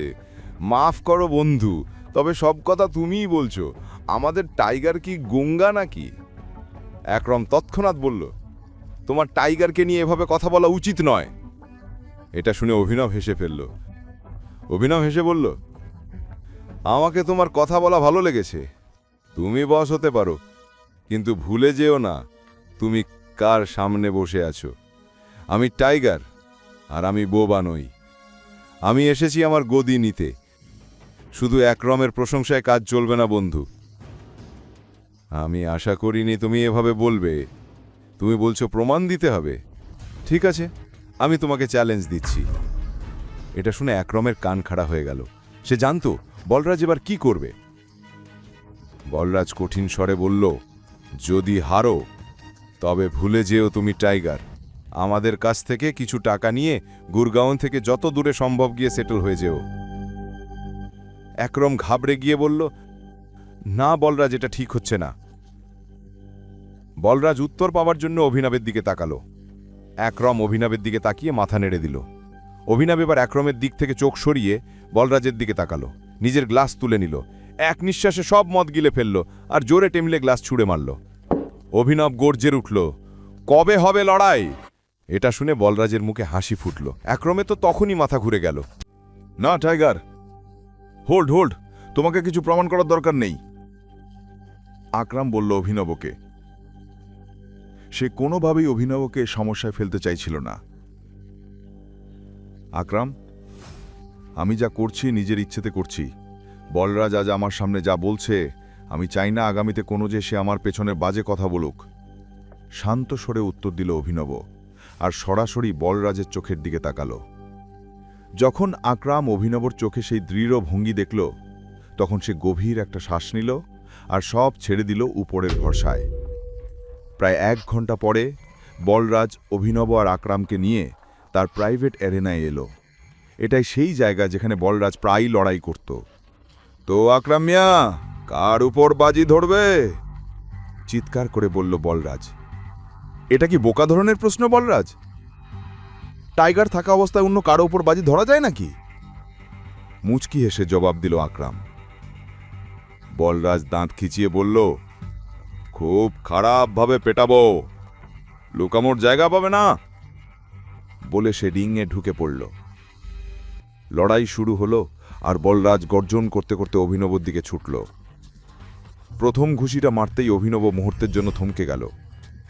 বলরাজ যেন কোনো হাতির মতো লাগছিল। তার ঘুষি অভিনবর নাক ভাঙতে যাচ্ছিল। এর আগেই অভিনব সজাগ হয়ে মাথা নিচু করে নিল। বলরাজের ঘুষি ফাঁকা গেল। সেই ঘুরে অভিনবর দিকে তাকালো। তার মুখে ছিল হাসি। আবার দৌড়ে এলো। এইবার আবার আকাশে ঘুষি তুলল। অভিনব মাথা নিচু করে পাশ ঘুরে বলরাজের পিঠে জোরে একটা লাথি মারল। ধপাহাস করে পড়ে গেল বলরাজ। অভিনব তখন রিংয়ের অন্য কোণায় দাঁড়িয়ে পড়ল। বলরাজ আবার রেগে গেল, আবার দৌড়িয়ে এলো অভিনবর দিকে। অভিনব নিচু হয়ে তার পায়ে লাথি মারল। বলরাজ এবারও সামলে উঠতে পারল না, ধপাস করে মাটিতে পড়ে গেল। এ দেখে আকরাম হো হো করে হাসল। সারেন্ডার করে দাও বলরাজ, নিজের রেকর্ড নষ্ট করছো কেন? আমি কারোকে বলবো না যে তুমি টাইগারের কাছে হেরেছিলে। রাগে বলরাজ মাটিতে ঘুষি মারল আর ঝটকা দিয়ে উঠে দাঁড়ালো। এরপর সে একের পর এক ঘুষি ছুটতে শুরু করলো অভিনবের দিকে। অভিনব নিজেকে বাঁচাতে থাকলো। শেষে ঠিক যখন বলরাজের ঘুষি অভিনবের মুখে পড়তে যাচ্ছিল, অভিনব সেটা ধরে ফেলল আর সজোরে বলরাজের পেটে এক ঘুষি বসিয়ে দিল। বলরাজ ব্যথায় কুঁজো হয়ে গেল। এতেই অভিনব পিছন থেকে তার কোমর চেপে ধরল আর তাকে আকাশে তুলে ফেলল। এ দৃশ্য দেখে আকরামের মুখ হাঁ হয়ে গেল। অভিনব এক মুহূর্ত বলরাজকে বাতাসে ধরে রেখে তাকে উল্টে মাটিতে আছাড় মারল। চিৎকার বেরিয়ে এলো বলরাজের মুখ থেকে। আকরাম বিস্ময়ে বলল, এ তুমি কোথা থেকে শিখলে? এটা শেখা নয়, এটা টাইগারের উত্তরাধিকার, অভিনব জবাব দিল। এমন সময় আকরাম দৌড়ে এলো আর অভিনবকে জড়িয়ে ধরল। বলরাজকে খেপাতে খেপাতে চিৎকার করে উঠল, টাইগার টাইগার টাইগার। বলরাজের কোমরে মচকানো লেগেছিল, কিন্তু সে হেসে অভিনবকে বলল, চলো আজকের পার্টি আমার তরফ থেকে, মদ খেতে হবে। আকরাম মজা করে বলল, এভাবে না, বলতে হবে, টাইগার আপনি কি আমার সাথে মদ খেতে পছন্দ করবেন? বলরাজ হেসে অভিনবের সামনে মাথা নত করল। অভিনব হাসতে হাসতে তার কাঁধ ধরে উঠিয়ে দিল আর বলল, কেন নয়? ঠিক তখনই অভিনবের ফোন বেজে উঠল। সে দেখল অনন্যার ফোন। হ্যাঁ অনন্যা, অভিনব বলল। অনন্যা ফোনে উদ্বিগ্ন কণ্ঠে বলল, আমার মা বাবা ফিরে এসেছে, যা কিছু ঘটেছে সব জেনে গেছে, তারা তোমার সাথে দেখা করতে চায়, তুমি এখনই দাদার বাড়িতে চলে আসো। ফোনটা পকেটে রাখল এনাব। আকরাম তার কাছে এসে জিজ্ঞেস করল, কি হলো, সব ঠিক আছে তো? হ্যাঁ আকরাম, দুঃখিত বলরাজ, আমি তোমাদের সাথে যেতে পারবো না, আমাকে এখন শ্বশুর বাড়ি যেতে হবে, শ্বশুর এসেছে। শ্বশুর বাড়ি? তুমি কবে বিয়ে করলে? অভিনব শান্তভাবে উত্তর দিল, লম্বা গল্প, পরে বলবো। বলরাজ আবার বলল, তাহলে আকরাম আমাদের মনটিকে খবর দেওয়া উচিত নয়? না, এখনই না, যতদিন না ব্যাপারগুলো পরিষ্কার হচ্ছে কারুর কিছু জানা উচিত নয় যে টাইগার ফিরে এসেছে। মনটি যা করছে করতে দাও। অভিনব হাত নাড়িয়ে বলল, চলো আমি চলি। আকরাম, মনে আছে তো কাল থেকে আমার নতুন চাকরি শুরু? আকরাম হেসে বলল, হ্যাঁ, কাল তুমি অফিসে চলে এসো, আমি আমার সেক্রেটারিকে বলে দেব, তোমার কাজ হয়ে যাবে। এই কথা শুনে অভিনব আকরাম আর বলরাজের সাথে হাত মেলালো আর বাইরে বেরিয়ে গেল। সে নিজের যাওয়ার জন্য একটা ক্যাব বুক করে রেখেছিল। যেইমাত্র সে ক্যাবে বসতে যাচ্ছিল, ঠিক তখনই আকরাম দৌড়ে তার দিকে আসতে লাগলো। অভিনব দেখল তার হাতে কিছু একটা আছে। কিছুক্ষণের মধ্যে আকরাম কাছে এসে একটা ছোট ব্যাগ অভিনবর হাতে দিয়ে দিল। এতে কি আছে? অভিনব জিজ্ঞেস করলো। আকরাম বলল, ওই মদ যা আমরা হোটেলে খেয়েছিলাম, এটা তোমার শ্বশুর শাশুড়িকে খাওয়াবে। ওদের পূর্বপুরুষেরাও এত দামি মদ কোনোদিন খায়নি। আকরাম বলল। আর এই কথায় দুজনেই হেসে ফেলল। শেষে অভিনব বলল, সবকিছুর জন্য ধন্যবাদ, থ্যাংক ইউ সো মাচ। আকরামও বলল, তোমাকেও ধন্যবাদ, ফিরে এসে আমাদের আশা আবার জাগানোর জন্য। অভিনব মুচকি হাসল এবং সেখান থেকে বেরিয়ে গেল। গাড়ি গিয়ে থামল অনন্যার বাড়ির সামনে। অভিনব নেমে এলো, গভীর শ্বাস নিল এবং ভিতরে ঢুকে গেল। সে দেখল অনন্যার মা বাবা অর্থাৎ শর্মিলা আর রাজীব সোফায় বসে আছেন। অভিনব তাদের দেখেই চিনে নিল। ওরাও অভিনবকে ভেতরে আসতে দেখে তাকিয়েছিলেন। অভিনব যতটা সুন্দর করে হাসতে পারত ততটাই করে হাসছিল। সে বলল, নমস্কার মা, নমস্কার বাবা, এটা আমি আপনাদের জন্য এনেছি। অভিনব একটু দ্বিধা নিয়ে বলল এবং বোতলটা তানের দিকে বাড়িয়ে দিল। শর্মিলা অভিনবকে দেখেই মুখ ফিরিয়ে নিলেন, কিন্তু রাজীবের চোখ বোতলের ওপর পড়তেই সে সঙ্গে সঙ্গে অভিনবর হাত থেকে সেটা নিয়ে নিল। ওহ, বেশ দামি মনে হচ্ছে। মাই গড, কি দারুণ গন্ধ, রাজীব বলল এবং বোতলটা শর্মিলার দিকে বাড়িয়ে দিল। শর্মিলা সেটা ঝটকা দিয়ে সরিয়ে দিয়ে বলল, তুমিও নাকি? হ্যাঁ, আমার তো মনে হচ্ছে এটা কোথাও থেকে চুরি করে এনেছে। তুমি কি মনে করো এরকম একটা লোক এত দামি মদ কিনতে পারবে? যা কিছু হয়েছে সবই আমরা জানি, অনন্যাও জানে না কিভাবে সব হলো। আমারও মনে হয় এর মধ্যে নিশ্চয়ই কোনো বড় গণ্ডগোল আছে। কিন্তু যাই হোক, এখন তোমার আর অনন্যার যে সম্পর্ক হয়েছে তা বদলানো যাবে না। অভিনব মাথা নাড়িয়ে সম্মতি জানালো। আসলে যা কিছু হয়েছে তার কোনো আফসোস তার ছিল না, কারণ যদি সে অনন্যার সঙ্গে দেখা না করত তাহলে আকরামের সঙ্গেও কখনো দেখা হতো না। একই সঙ্গে সে চাইতো না বাইরের দুনিয়ায় অনন্যার নাম খারাপ হোক, তাই সেও চাইতো না এই বিয়ে ভেঙে যাক। রাজীবের পর জিজ্ঞেস করল, তাহলে তুমি কি কাজ করো? অভিনব একটু থেমে বলল, আমি ডেলিভারি বয়ের কাজ করতাম, কিন্তু আজ আমাকে চাকরি থেকে বের করে দিয়েছে। এই কথাগুলো যেন বোমার মতো রাজীব আর শর্মিলার উপর আছড়ে পড়ল। শর্মিলা কিছু বলার আগেই রাজীব বলল, কোনো সমস্যা নেই, কিন্তু তোমাকে যত দ্রুত সম্ভব একটা নতুন চাকরি খুঁজে নিতে হবে। এখন তুমি যেতে পারো। রাজীব শান্তভাবে বলল। অভিনব উঠে দাঁড়িয়ে বেরোতে লাগল। ঠিক তখনই শর্মিলার রাগ চরমে পৌঁছল। সে অভিনবর পেছনে বলে উঠল, দেখো কি বেহায়া, ওর ওভার কনফিডেন্সটা দেখো। পকেটে 10 টাকা নেই, কিন্তু হাঁটছে এমন ভঙ্গিতে যেন জঙ্গলের বাঘ। যাগ্গে, এমন কনফিডেন্সের কোনো দাম নেই। আর চাকরি মানে এই নয় যে কাল গিয়ে পার্কিং লটে বসে গাড়ির রসিদ কেটে দেবে। আমার মানে হচ্ছে একটা আসল চাকরি। যদি কালকের মধ্যে তুমি সেই চাকরিটা পেয়ে যাও, তাহলে তুমি যা বলেছ সেটা নিয়ে আমি ভেবে দেখতে পারবো। শর্মিলার মুখে এসব কথা শুনে অভিনবর মুখে এক বড় হাসি ফুটে উঠল। শর্মিলা জানত না অভিনব আসলে কে এবং তার পেছনে কার হাত আছে। অভিনব মুচকে হেসে মাথা নাড়ল এবং ভিতরে ঢুকে গেল। রাত তখন অনেক হয়েছে। সে জানত এ সময় নিজের বাড়ি যাওয়া সম্ভব নয়। সে ভাবল অনন্যার ঘরে গিয়ে ঘুমিয়ে পড়বে। কি আছে, রাত হয়ে গেছে, আমি তো নিজের বাড়ি যেতে পারবো না, আমাকে ঘুমানোর জায়গা দরকার। তুমি তো আমাকে এখানে তোমার মা বাবার সঙ্গে দেখা করাতে ডেকেছিলে, তাহলে এখন আমায় জায়গা দাও। অনন্যা বলল, তুমি কি মনে করো আমি আবার তোমাকে আমার ঘরে ঢুকতে দেব? তাহলে আমি কোথায় যাব? আমার কিছু যায় আসে না, বলে অনন্যা দরজা বন্ধ করে দিল। দরজার অন্য পাশ থেকে চেঁচিয়ে বলল, নকরদের জায়গা মালিকদের ঘরে নয়, বাড়ির স্টোর রুমেই হয়। এটা শুনে অভিনব খুব কষ্ট পেল, কিন্তু সেই বা কি করতে পারে। সে শুধু বন্ধ দরজাটার দিকে তাকালো এবং হতাশ হয়ে মাথা নাড়ল। ওর জানা ছিল যে বাকি ঘরগুলোতেও ওর জন্য আর কোনো জায়গা পাওয়া যাবে না, তাই যেখানে বাড়ির চাকররা ঘুমাতো অভিনব সেখানে চলে গেল। সেখানে কপাল ভালো থাকায় ও একটা খালি খাট পেল এবং গিয়ে শুয়ে পড়ল। অভিনব বুঝতেই পারল না কখন ঘুমিয়ে পড়ল আর কখন সকাল হয়ে গেল। সে তাড়াতাড়ি তৈরি হয়ে একে প্রাইভেট লিমিটেড কোম্পানিতে পৌঁছে গেল। যেইমাত্র সে ক্যাব থেকে নামল, সবার আগে তার চোখ পড়ল সানির ওপর। সানিও ওকে দেখল এবং ধূর্ত হাসি দিয়ে বলল, আরে দেখো তো কে এসেছে। সিকিউরিটি। সে চাইছিল না যে অভিনব ভেতরে ঢুকুক। সানির এক ডাকেই নিরাপত্তা রক্ষীরা এসে দাঁড়ালো। সে আকরামকে ফোন করতে যাচ্ছিল, কিন্তু তার আগে এক সুন্দরী মেয়ে কালো স্কার্ট আর সাদা শার্ট পরে তার দিকে আসতে লাগলো। এসে মেয়েটি সিকিউরিটি গার্ডদের বলল, তোমরা যেতে পারো, সে আমার সঙ্গে এসেছে। এ কথা বলে সে অভিনবের দিকে তাকালো। এটা দেখে সানির তো মাথাই ঘুরে গেল। ওই দিন পার্টিতে যেমন হয়েছিল তেমনি এখানেও অভিনব সানিকে ভুল প্রমাণ করল। এর আগেই যে সানি কিছু বলতো, আকরামের সেক্রেটারি জেনি তাকে চুপ থাকতে ইশারা করে দিল। অভিনব সানির মুখে হতাশার ছায়া দেখে বেশ আনন্দ পাচ্ছিল। সে হাসল এবং জেনির সঙ্গে ভেতরে ঢুকে গেল। আকরাম কি তোমাকে বলেছে কেন আমি এসেছি? এটা শুনেই জেনির কান খাড়া হয়ে গেল। একজন যে এখানে চাকরির জন্য এসেছে, সে আবার আকরামকে নাম ধরে ডাকছে। এটা অদ্ভুত লাগলো জেনির কাছে। সে কোনো উত্তর দিল না, নিজের অফিসের দরজা খুলে ভেতরে ঢুকল।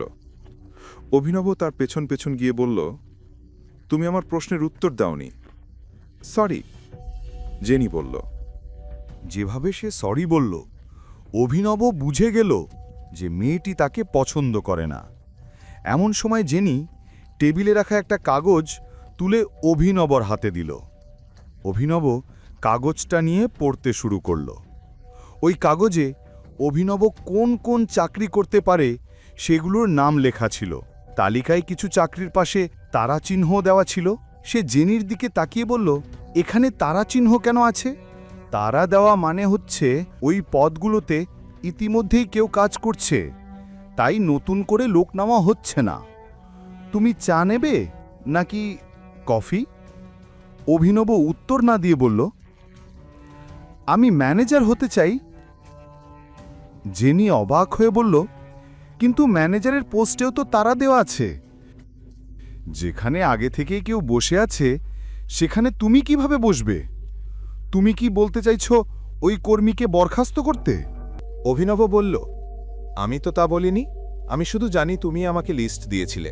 আমি সেখান থেকে নিজের পছন্দের পদ বেছে নিয়েছি। এবার সামনে কি করতে হবে সেটা তুমি দেখো। জেনি বলল, ঠিক আছে মিস্টার অভিনব, তাহলে এখন তোমার সম্পর্কে কিছু তথ্য আমার দরকার হবে, আর তোমার অফিস কাল থেকে শুরু হয়ে যাবে। অভিনব মাথা নাড়ল এবং সেখান থেকে বেরিয়ে গেল। সানি এখনও বুঝতে পারছিল না যে আসলে অভিনব ওখানে কি কাজ করতে এসেছিল। এদিকে অভিনব ভাবল, কাল থেকে চাকরিতে যেতে হলে তার নতুন কাপড়ের দরকার হবে। কাপড়ের সঙ্গে সঙ্গে ফোনটাও বদলাতে হবে। আকরাম দেওয়া চেকটা তার পকেটেই ছিল। অভিনব সেটি দিয়ে টাকা তুলতে ব্যাংকে গেল। সেখানে তার দেখা হয়ে গেল প্রণবের সঙ্গে। প্রণব তাদের মধ্যে একজন ছিল যে অভিনবের দারিদ্র্য নিয়ে ঠাট্টা করত। অভিনবকে ব্যাংকে ঢুকতে দেখে সে বলল, আরে বাহ, দেখো তো কে এসছে। প্রণব নিজে একজন ব্যাংকার ছিল। সে যদিও কোটিপতি ছিল না, তবে ভালোই টাকা পয়সা ছিল তার কাছে। দেখতেও সে যথেষ্ট স্মার্ট ছিল। সে অভিনবকে চিনত, কারণ অভিনব প্রায়ই ডেলিভারির কাজে এই ব্যাংকে আসত। যদিও চেহারায় অভিনবের কাছে সে কিছুই না, তবুও দুজনের মধ্যে একটাই পার্থক্য ছিল, টাকার। অভিনব বলল, আমাকে কিছু টাকা তুলতে হবে। সে চেকটা প্রণবকে দেখাতে লাগল। প্রণব না দেখেই বলল, তুমি জানো তো চেক দিয়ে শুধু বড় অঙ্কের টাকা তোলা যায়। এটা এত বড় অঙ্ক যে কাউন্টার থেকে তোলা সম্ভব নয়, তাই আমি ম্যানেজারের সঙ্গে দেখা করতে চাই।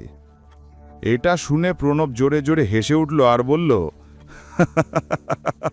এর দরকার নেই, তুমি তোমার চেকটা দেখাও। অভিনব রেগে গিয়ে চেকটা প্রণবকে দেখালো। প্রণব না দেখেই সবার সামনে সেই চেক ছিঁড়ে ফেলল। অভিনব চিৎকার করে উঠল, তোমার মাথা খারাপ নাকি? সিকিউরিটি এসে ওকে টেনে বাইরে বের করে দিল। প্রণব বলল, এ লোক ভুয়া চেক নিয়ে এসে ব্যাংক কর্মীদের বোকা বানায়। এখন পুলিশ ডেকে তোমাকে ভেতরে ঢুকিয়ে দেব। এখন অভিনব তার ছেঁড়া চেকের টুকরোগুলো মুঠোয় ভরে রাগে মুঠো শক্ত করে ফেলল। এতেই সিকিউরিটি গার্ডরা এসে তাকে চারদিক থেকে ঘিরে ফেলল। ছাড়ো আমাকে, ছেড়ে দাও। অভিনব গার্ডদের হাত থেকে নিজেকে ছাড়ানোর চেষ্টা করতে লাগলো, কিন্তু তারা কিছুতেই তাকে ছাড়ছিল না। এখানে কি হচ্ছে? এই আওয়াজ আর কারো নয়, বরং বলরাজের ছিল। সে দূর থেকেই অভিনবকে চিনে ফেলেছিল। বলরাজকে দেখেই অভিনবর বুকির ভেতর স্বস্তি ফিরে এলো। এখন আর কেউ তার কিছুই করতে পারবে না। প্রণব বলরাজের দিকে তাকিয়ে বলল, সরি স্যার, আমি জানতাম না আপনি হঠাৎ এখানে চলে আসবেন। আমি তো শুধু এই লোকটাকে জালিয়াতি করতে বাধা দিচ্ছিলাম। বলরাজ অভিনবকে ওপর থেকে নিচে পর্যন্ত একবার ভালো করে দেখে গার্ডদের দিকে তাকিয়ে বলল, ছেড়ে দাও তাকে। এ কথা বলে সে ম্যানেজারের কেবিনের দিকে এগোলো এবং অভিনবকেও সঙ্গে আসার ইশারা করল। সে বলল, যদি এর কোনো দোষ থাকে তবে ম্যানেজারের জানা উচিত। তুমি যদি নিজের লেভেলে ব্যবস্থা নাও তাহলে ম্যানেজার হয়তো খারাপ মনে করবে। প্রণব মাথা নেড়ে সম্মতি জানালো। বলরাজ অভিনবকে কড়া চোখে দেখে আবার ইশারা করল ভেতরে আসতে। দুজন একসঙ্গে ম্যানেজারের বড় কেবিনে ঢুকল। ম্যানেজার তখন চেয়ারে বসে কম্পিউটারে কাজ করছিল।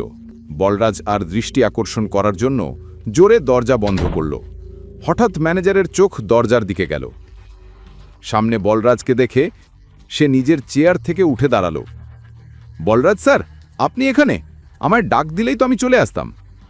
বলরাজ তীক্ষ্ণ দৃষ্টিতে তাকিয়ে বলল, আসলে আমি অন্য কাজে এসেছিলাম, কিন্তু বাইরে যে কাণ্ড দেখলাম, আগে সেটা নিয়েই তোমার সঙ্গে কথা বলা দরকার মনে হলো।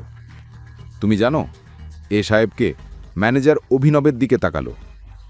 তার চোখ অভিনবের হাত হয়ে আঙুলের আংটিতে থেমে গেল। আংটির ওপর খোদাই করা সেই চিহ্ন দেখে তার মুখ হাঁ হয়ে গেল। বাবা, বাপ রে বাপ, এ তো টাইগার। এ আবার কে? অবাক হয়ে অভিনব বলল, এ ওই দলের অংশ, আর তুমি সেই দলের ক্যাপ্টেন টাইগার। এর আগে যে অভিনব কিছু বলতে পারে? ম্যানেজার তার পায়ে লুটিয়ে পড়ে বলল, টাইগার, আপনি এখানে কবে থেকে আছেন? আমি আপনার জন্য কি করতে পারি? এই মুহূর্তে আপনি শুধু আমার পা থেকে উঠে দাঁড়ান, আর হ্যাঁ, এছাড়া আর কেউ জানে না যে আমি টাইগার। এ কথা শুনেই ম্যানেজার তড়িঘড়ি উঠে দাঁড়ালো এবং বলল, আপনাকে দেখে খুব ভালো লাগলো। এখন যেহেতু আপনি ফিরে এসেছেন, নিশ্চয়ই আমাদের এই বিপদ থেকে বাঁচাবেন। বলরাজ কঠিন কণ্ঠে বলল, ওসব তো হয়ে যাবে, কিন্তু আগে আপনাকে আপনার চাকরদের শিক্ষা দিতে হবে, নইলে যদি আমি শিক্ষা দিতে নামি তবে কি হবে আপনি জানেন। এরপর সে ম্যানেজারকে অভিনবের সঙ্গে যা ঘটেছে সব খুলে বলল। শুনে ম্যানেজারের রক্ত গরম হয়ে উঠল। ওদিকে যখন অভিনব আর বলরাজ ম্যানেজারের কেবিনে দাঁড়িয়েছিল, ঠিক তখনই অন্যদিকে সুইমিং পুলের ধারে এক বলিষ্ঠ লোক কালো চশমা পরে দাঁড়িয়েছিল। তার গলায় মোটা সোনার চেন, হাতে হুইস্কির গ্লাস, আর সে এক মেয়ের গাল সুহাগ করে স্পর্শ করছিল। হঠাৎ তার কানে পায়ের শব্দ এলো। দেখা গেল তার সেক্রেটারি দৌড়ে আসছে। সেক্রেটারি কাছে এসে বলল, স্যার, খবর এসেছে, টাইগার ফিরে এসেছে। এ কথা শুনেই লোকটা মেয়ের গাল থেকে হাত সরিয়ে নিল, মাথা হালকা ঝাঁকিয়ে সিগার ধরালো।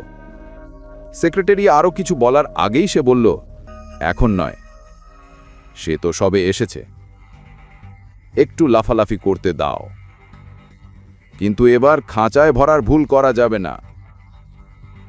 সেক্রেটারি মাথা নেড়ে সম্মতি জানিয়ে সেখান থেকে চলে গেল। তখন পাশে দাঁড়ানো মেয়েটি জিজ্ঞেস করল, টাইগারকে? তুমি এই সাহেবের চেক কাকে জিজ্ঞেস করে ছিঁড়েছ? অভিনবের জন্য সাহেব শব্দ প্রণবের শুনতে ভালো লাগলো না। সে বলল, স্যার, এই ডেলিভারি বয় জাল চেক নিয়ে বাঙ্কে এসেছিল। ও কি ভেবেছে আমরা এখানে লটারি খুলে বসেছি? আমি ওর চেকের ইনফরমেশন কম্পিউটারে চেক করেছিলাম, কোনো প্রাসঙ্গিক ডেটাই ছিল না। সত্যি বলছে? ম্যানেজার জিজ্ঞেস করলেন। এটা শুনে প্রণব হতবাক হয়ে গেল, আর অভিনব মনে মনে হাসল। প্রণব হচ্চকিয়ে বলল, আমি আজ থেকে আপনাকে মিথ্যে বলা শুরু করলাম কেন? তুই জানিস এই ডেলিভারি বয় কার চেক নিয়ে এসেছে? আকরম স্যারের। কি? হ্যাঁ, তুই যা করেছিস তা ঠিক ছিল, কিন্তু যদি আকরম স্যার জেনে যায় যে তুই ওনার চেকের এই দশা করেছিস, তাহলে ও তোর সঙ্গে কি করবে জানিস তো? ম্যানেজার বললেন। আকরমের নাম শুনেই প্রণবের অবস্থা খারাপ হয়ে গেল। তখন ম্যানেজার বললেন, একটা কাজ কর, টেপ আর এই ফাঁটা চেকটা নিয়ে প্রতিটা টুকরো জুড়ে দে। কি স্যার, আমি তোকে চাকরি থেকে বের করে দিচ্ছি। না স্যার, আমি কি করলাম? সাব্বাস, এটা তুই শুনতে পেয়ে গেলি, কিন্তু আগের কথাটা শুনতে পেলি না। শেষে প্রণব মনোযোগ দিয়ে চেকটা জোড়া লাগিয়ে ম্যানেজারের হাতে দিল। ম্যানেজার সেটি দেখে প্রণবকে বাইরে যাওয়ার ইঙ্গিত করলেন।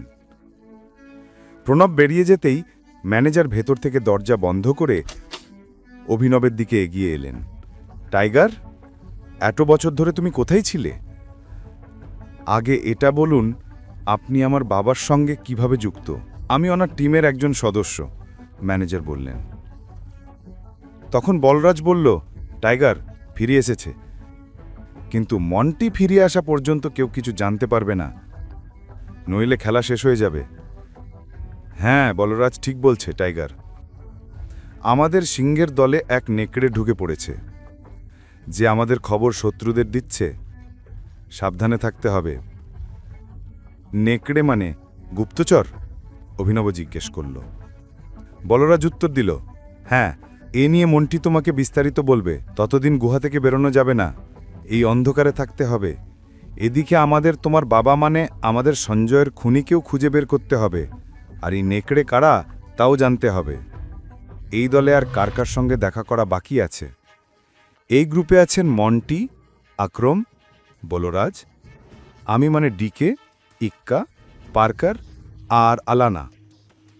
আলানা মানে আমাদের দলে একজন মেয়ে আছে? হ্যাঁ, এর আগে ওর মা এই পদে ছিলেন, 1 বছর আগে মারা যান। তারপর আলানা এসেছে। টাইগার, সে মেয়ে নয়, আগুন, ঝড়, জলা অঙ্গারার মতো। আমি জীবনে আলানার মতো কাউকে দেখিনি। বুদ্ধি, সাহস আর তেজ তিনটেই ওর আছে। আমি বুঝতে পারছি না, অভিনব বলল। বলরাজ কাছে এসে বলল, জেদি, ওর সামনে আমার জেদ কিছুই না। গ্রুপে একটিমাত্র মেয়ে হলেও ওর সঙ্গে পেরে ওঠা আমাদের কারোর পক্ষে সম্ভব নয়। এ কথা শুনেই অভিনব বুঝে গেল বলরাজ কাকে ইঙ্গিত করছে। আলামাকে বোঝানো যে সে টাইগার, এটা অভিনবের জন্য কঠিন কাজ হতে চলেছে। তুমি ওর সঙ্গে শিগগিরই দেখা করবে, কিন্তু সে তোমার সঙ্গে দেখা করবে কিনা জানা নেই। হা হা হা হা। তবু আমার মনে হয় টাইগারের জন্যে ওকে রাজি করানো কঠিন হবে না। বলরাজ বলল, যেমন ভেবেছিলাম এই লোক তেমন নয়। বলরাজের কথা শুনে ডিকের কান খাড়া হয়ে গেল। সে বলরাজের দিকে তাকিয়ে বলল, টাইগার কি তোমাকে রিঙে ফেলে দিয়েছিল? এটা শুনে বলরাজ হেসে উঠল আর মাথা নেড়ে হ্যাঁ বলল। ডিকেও হেসে উঠল। শেষে ডিকে বলল, তোমার কত টাকার দরকার? আমি চেক লিখে দিচ্ছি, আক্রমের অফিস থেকে ইস্যু করিয়ে নেব। আমার এখন 1 কোটি টাকা দরকার, বাকি 49 কোটি আমার নতুন অ্যাকাউন্টে জমা দিও। এটা শুনে ডিকের টাকা আনতে বেরিয়ে গেল। ডিকে যেতেই অভিনব বলরাজের কাছে এসে বলল, একটা কথা বলবো? তুমি আলানার বিষয়ে কিছু জানো? বালরাজ তাকে উপর থেকে নিচ পর্যন্ত দেখল এবং বলল, বেশ তো, সব কিছু জানি, আবার কিছুই জানি না। মানে তুমি তো বুঝছোই আমি কি বলতে চাই। শুধু ওকে তোমার থেকে রাগ বা বিরক্ত হওয়ার সুযোগ দিও না। যাই হোক, এখন তোমার গাড়ির দরকার আছে। আমি আমার ম্যানেজারকে বলছি, এখান থেকে সোজা গ্লোব হোটেলে চলে যাও। সেখানে তোমার গাড়ি তোমার জন্য অপেক্ষা করছে। এখন টাকাটা আমি দিচ্ছি, পরে যখন তুমি গদিটা সামলাবে তখন আমাকে দ্বিগুণ ফেরত দেবে। এটা শুনে অভিনব জোরে হেসে উঠল। সে ব্যাংক থেকে টাকা নিয়ে বাইরে এলো, এক ট্যাক্সি নিয়ে সোজা গ্লোব মোটরসের দিকে রওনা দিল। তাড়াহুড়ো এসে বালরাজকে জিজ্ঞেস করতেও ভুলে গেল যে বালরাজ তার জন্য কোন গাড়িটা বুক করেছে। যখন সে ভেতরে ঢুকল, দেখল শোরুমের ম্যানেজার দরজার সামনে দাঁড়িয়ে কারোর জন্য অপেক্ষা করছে। অভিনবকে দেখে সে জিজ্ঞেস করল, অভিনব অগ্রওয়াল? অভিনব বলল, হ্যাঁ, আমি অভিনব অগ্রওয়াল। এটা শুনে রিসেপশনের দুজন মেয়েই চমকে উঠল, কিন্তু ম্যানেজার একদম শান্ত ছিল। বালরাজ আগেই তাকে বলে দিয়েছিল অভিনব দেখতে কেমন। চলুন আমার সঙ্গে, ম্যানেজার বলল, এবং সে এগিয়ে চলল। কিছুক্ষণ পরে অভিনব এক গ্যারেজে পৌঁছালো। বাইরে অনেকগুলো গাড়ি দাঁড়ানো ছিল। ম্যানেজার তাকে তার গাড়ির কাছে নিয়ে গেল। ওটা খুব দামি একটা গাড়ি ছিল, কিন্তু বাইরে থেকে দেখলে মনে হচ্ছিল যেন পুরনো, জীর্ণ। বালরাজ ইচ্ছে করেই সেটাকে পুরনো দেখিয়েছিল, যাতে কেউ অভিনবকে গাড়ি দেখে সন্দেহ না করে। কিন্তু যখন অভিনব গাড়ির ভেতর দেখল, তার খুব ভালো লাগলো। ম্যানেজার বলল, আমি গাড়ির কাগজগুলো তৈরি করাচ্ছি, ততক্ষণে আপনি গাড়িটা দেখে নিন। ম্যানেজার চলে গেল। অভিনব ড্রাইভারের সিটে বসতে যাচ্ছিল, কিন্তু বসার আগেই সে পেছন থেকে একটা আওয়াজ শুনল। হ্যালো। ওটা এক মেয়ের কণ্ঠ ছিল। অভিনব ভাবল নিশ্চয়ই রিসেপশনের কোনো মেয়ে, কিন্তু যখন সে ঘুরে তাকালো, দেখে অবাক হয়ে গেল। সে আর কেউ নয়, চাহাত। চাহাতকে আগে অক্রমের পার্টিতে তার স্ত্রী অনন্যার সঙ্গে দেখেছিল। চাহাত ও অনন্যা বন্ধু ছিল। চাহাত বলল, তুমি এখানে গাড়ি কিনতে এসেছো? এখানে কি করতে এসেছো? অভিনব একটু তীক্ষ্ণ স্বরে জবাব দিল, তুমি তুমি কে, আর কি চাও? সে এখন খুব সতর্ক ছিল। চাহাত মিষ্টি হেসে বলল, আমি চাহাত, তোমার স্ত্রীর বন্ধু। আর এই প্রশ্ন তো আমার তোমাকে করা উচিত। তুমি গাড়ি কিনতে এসেছো কেমন করে? অনন্যা তো বলেছিল তুমি গরিব। অভিনব বলল, হ্যাঁ, আমি গরিবই। এই গাড়িটা আমি আমার বসের জন্য নিতে এসেছি। চাহাত কিছুক্ষণ তার দিকে তাকিয়ে বলল, সত্যি? তুমি তো বেশ গল্প বলছো। অভিনব বলল, আমি তোমাকে মিথ্যে বলবো? জানি না, একটা কাজ করছি, অনন্যাকে এখানে ডেকে নিচ্ছি। অন্যের গাড়ি হলেও কিন্তু যখন ও তোমাকে গাড়িতে দেখবে খুশি হয়ে যাবে। না না, ওকে ডাকার কি দরকার? কেন ওকে বেকার বিরক্ত করছো? ঠিক আছে, তুমি চাও আমি কি করি তোমার জন্য? চাহাত হেসে বলল, আমাকে একটা ট্রিট দাও না। তুমি তোমার স্ত্রীর বন্ধু হিসাবে আমাকে ট্রিটে নিয়ে যেতে পারো না? অভিনব কিছু বলার আগেই চাহাত গাড়ির দরজা খুলে প্যাসেঞ্জার সিটে বসে পড়ল। ঠিক তখনই ম্যানেজার ফিরে এলো এবং অভিনবকে কাগজপত্র দিল। অভিনব ড্রাইভারের সিটে বসল। সে জানত চাহাত ধনী পরিবারের মেয়ে, তাই সে ঠিক করল তাকে অক্রমের হোটেলে নিয়ে যাবে।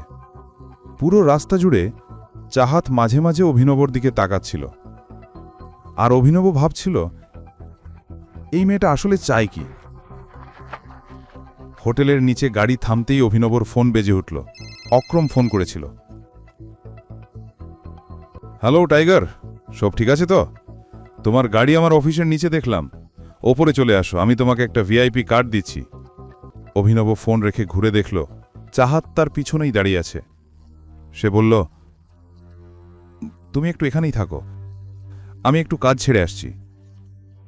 চাহাত কিছু বলার আগেই অভিনব চলে গেল। চাহাত তাকিয়ে রইল তার দিকে।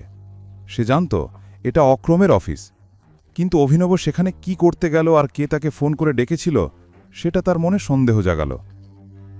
এখন প্রশ্ন হল, এরপর কি ঘটতে চলেছে? ওদিকে যখন চাহত অভিনবের উপর সন্দেহ করছিল, এদিকে অভিনব আক্রমের কেবিনে পৌঁছে গিয়েছিল। যেই মাত্র অভিনব ভিতরে ঢুকল, আক্রম তার দিকে নিজের কার্ড মারিয়ে দিয়ে বলল, এই নাও, আরাম করে লাঞ্চ করো। Thank you. অভিনব হাসি মুখে বলল এবং আক্রমের কেবিন থেকে বেরিয়ে গেল। সে নিচে নেমে এলো এবং চাহতকে খুঁজতে লাগল। সে দেখল চাহত হোটেলের বাইরে ছাউনির নিচে দাঁড়িয়ে আছে। অভিনব তার কাছে পৌঁছল। চাহত তাকে মাথা থেকে পা পর্যন্ত দেখতে লাগল। অভিনব বলল, চলুন। দুজনে হোটেলের ভিতরে ঢুকল এবং একটি টেবিলে গিয়ে বসল। অভিনব ইচ্ছে করেই চাহতের চোখের দিকে তাকাচ্ছিল না, আর চাহত তাকে নিরবিচ্ছিন্নভাবে দেখছিল। কি হলো, সব ঠিক আছে? হ্যাঁ, ভালোই তো। আচ্ছা, তুমি কি এই অফিসেই কাজ করো? অভিনব চাহতের প্রশ্ন এড়িয়ে বলল, আমাদের কিছু অর্ডার দিয়ে ফেলা উচিত, আমার তো খুব খিদে পেয়েছে। চাহত তাকে একবার দেখল এবং একটু থেমে বলল, তুমি কি কিছু লুকোতে চাইছো আমার কাছ থেকে? আমি তোমার কাছ থেকে কিছু লুকাবো? চাহত এই কথার উত্তর দিতে যাচ্ছিল, কিন্তু তখনই ওয়েটার এসে তাদের কথার মাঝে বাঁধা দিল। অভিনব ও চাহাত ওয়েটারকে অর্ডার দিল। ওয়েটার চলে গেল, কিন্তু চাহাত তার প্রশ্ন ভুলে যায়নি। সে কথা ঘুরিয়ে আবার জিজ্ঞাসা করল, তাহলে তুমি কি করো? আমি একটা প্রাইভেট লিমিটেড কোম্পানিতে ছোট চাকরি করি। ও, এটা তো আকরামের কোম্পানি, তাই না? অভিনব মাথা নেড়ে হ্যাঁ বলল। চাহাত আর কিছু জিজ্ঞাসা করার আগেই একজন ছেলে এসে চাহাতের পাশে দাঁড়ালো এবং বলল, হ্যালো গর্জিয়াস।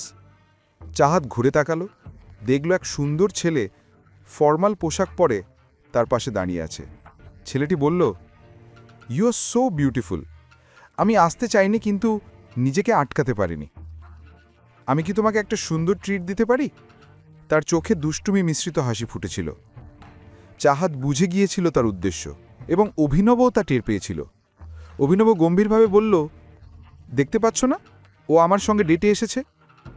ছেলেটি অভিনবর দিকে তাকিয়ে বলল, আচ্ছা, আমি ভেবেছিলাম তুমি ওর ছোট ভাই।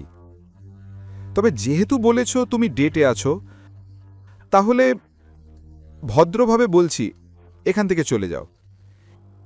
এই কথা শুনে অভিনবর খারাপ লাগলো, কিন্তু সে কিছু বলল না। ছেলেটি বলল, তুমি এত সুন্দর, তোমাকে দেখে মনে হচ্ছে তুমি কোনো ধনী পরিবারের মেয়ে। তোমার এরকম ছেলেদের সঙ্গে ডেটে আসা উচিত না। স্ট্যান্ডার্ড রাখো, এটা ইম্পর্ট্যান্ট, রাইট? অভিনব রেগে গিয়ে বলল, অন্যকে শেখানোর আগে নিজের আচরণটা ঠিক করো। ছেলেটি অভিনবের দিকে তাকিয়ে আবার চাহাতের দিকে ঘুরল, বলল, চলো রশ্মি, আমার সঙ্গে চলো, আমি তোমাকে কোনো সমস্যা হতে দেব না। এই কথা শুনে অভিনব উঠে দাঁড়ালো এবং ছেলেটির কলার ধরে ফেলল। সবাই অবাক হয়ে গেল। সবাই চিৎকার করে বলল, এই, এটা কি করছো? ছেড়ে দাও। অভিনব বুঝল সে হয়তো বেশি মারধর করে ফেলেছে। সে হাঁপাতে হাঁপাতে তাকে ছেড়ে দিল। ছেলেটা দাঁড়ানোর মতো শক্তিও হারিয়ে ফেলেছিল। অভিনব যখন হুঁশে ফিরল, সে ছেলেটার দিকে তাকিয়ে অনুতপ্ত হল। সে এমন কিছু করতে চায়নি, কিন্তু না করলে সেই ছেলে চাহাতকে বিরক্ত করতেই থাকত। অভিনব চাহাতের দিকে তাকালো। চাহাতে দূরে দাঁড়িয়ে মুচকি হাসছিল। তা সেই হাসিতে অভিনবের মনে এক অদ্ভুত শান্তি এলো। এখন আর তাকে ভয় লাগছিল না। ঠিক তখনই পেছন থেকে কেউ তার কাঁধে হাত রাখল। অভিনব ঘুরে তাকিয়ে দেখল সেই একই ছেলে তাকে মারার জন্য দাঁড়িয়ে আছে। কিন্তু সে কিছু করার আগেই অভিনব কনুই দিয়ে তাকে ঠেলে দিল আর সে মাটিতে পড়ে গেল। সবাই অভিনবের ছবি তুলতে লাগল, ভিডিও করতে লাগল। অভিনবের এটা ভালো লাগলো না, সবকিছুই তার কাছে অদ্ভুত লাগছিল।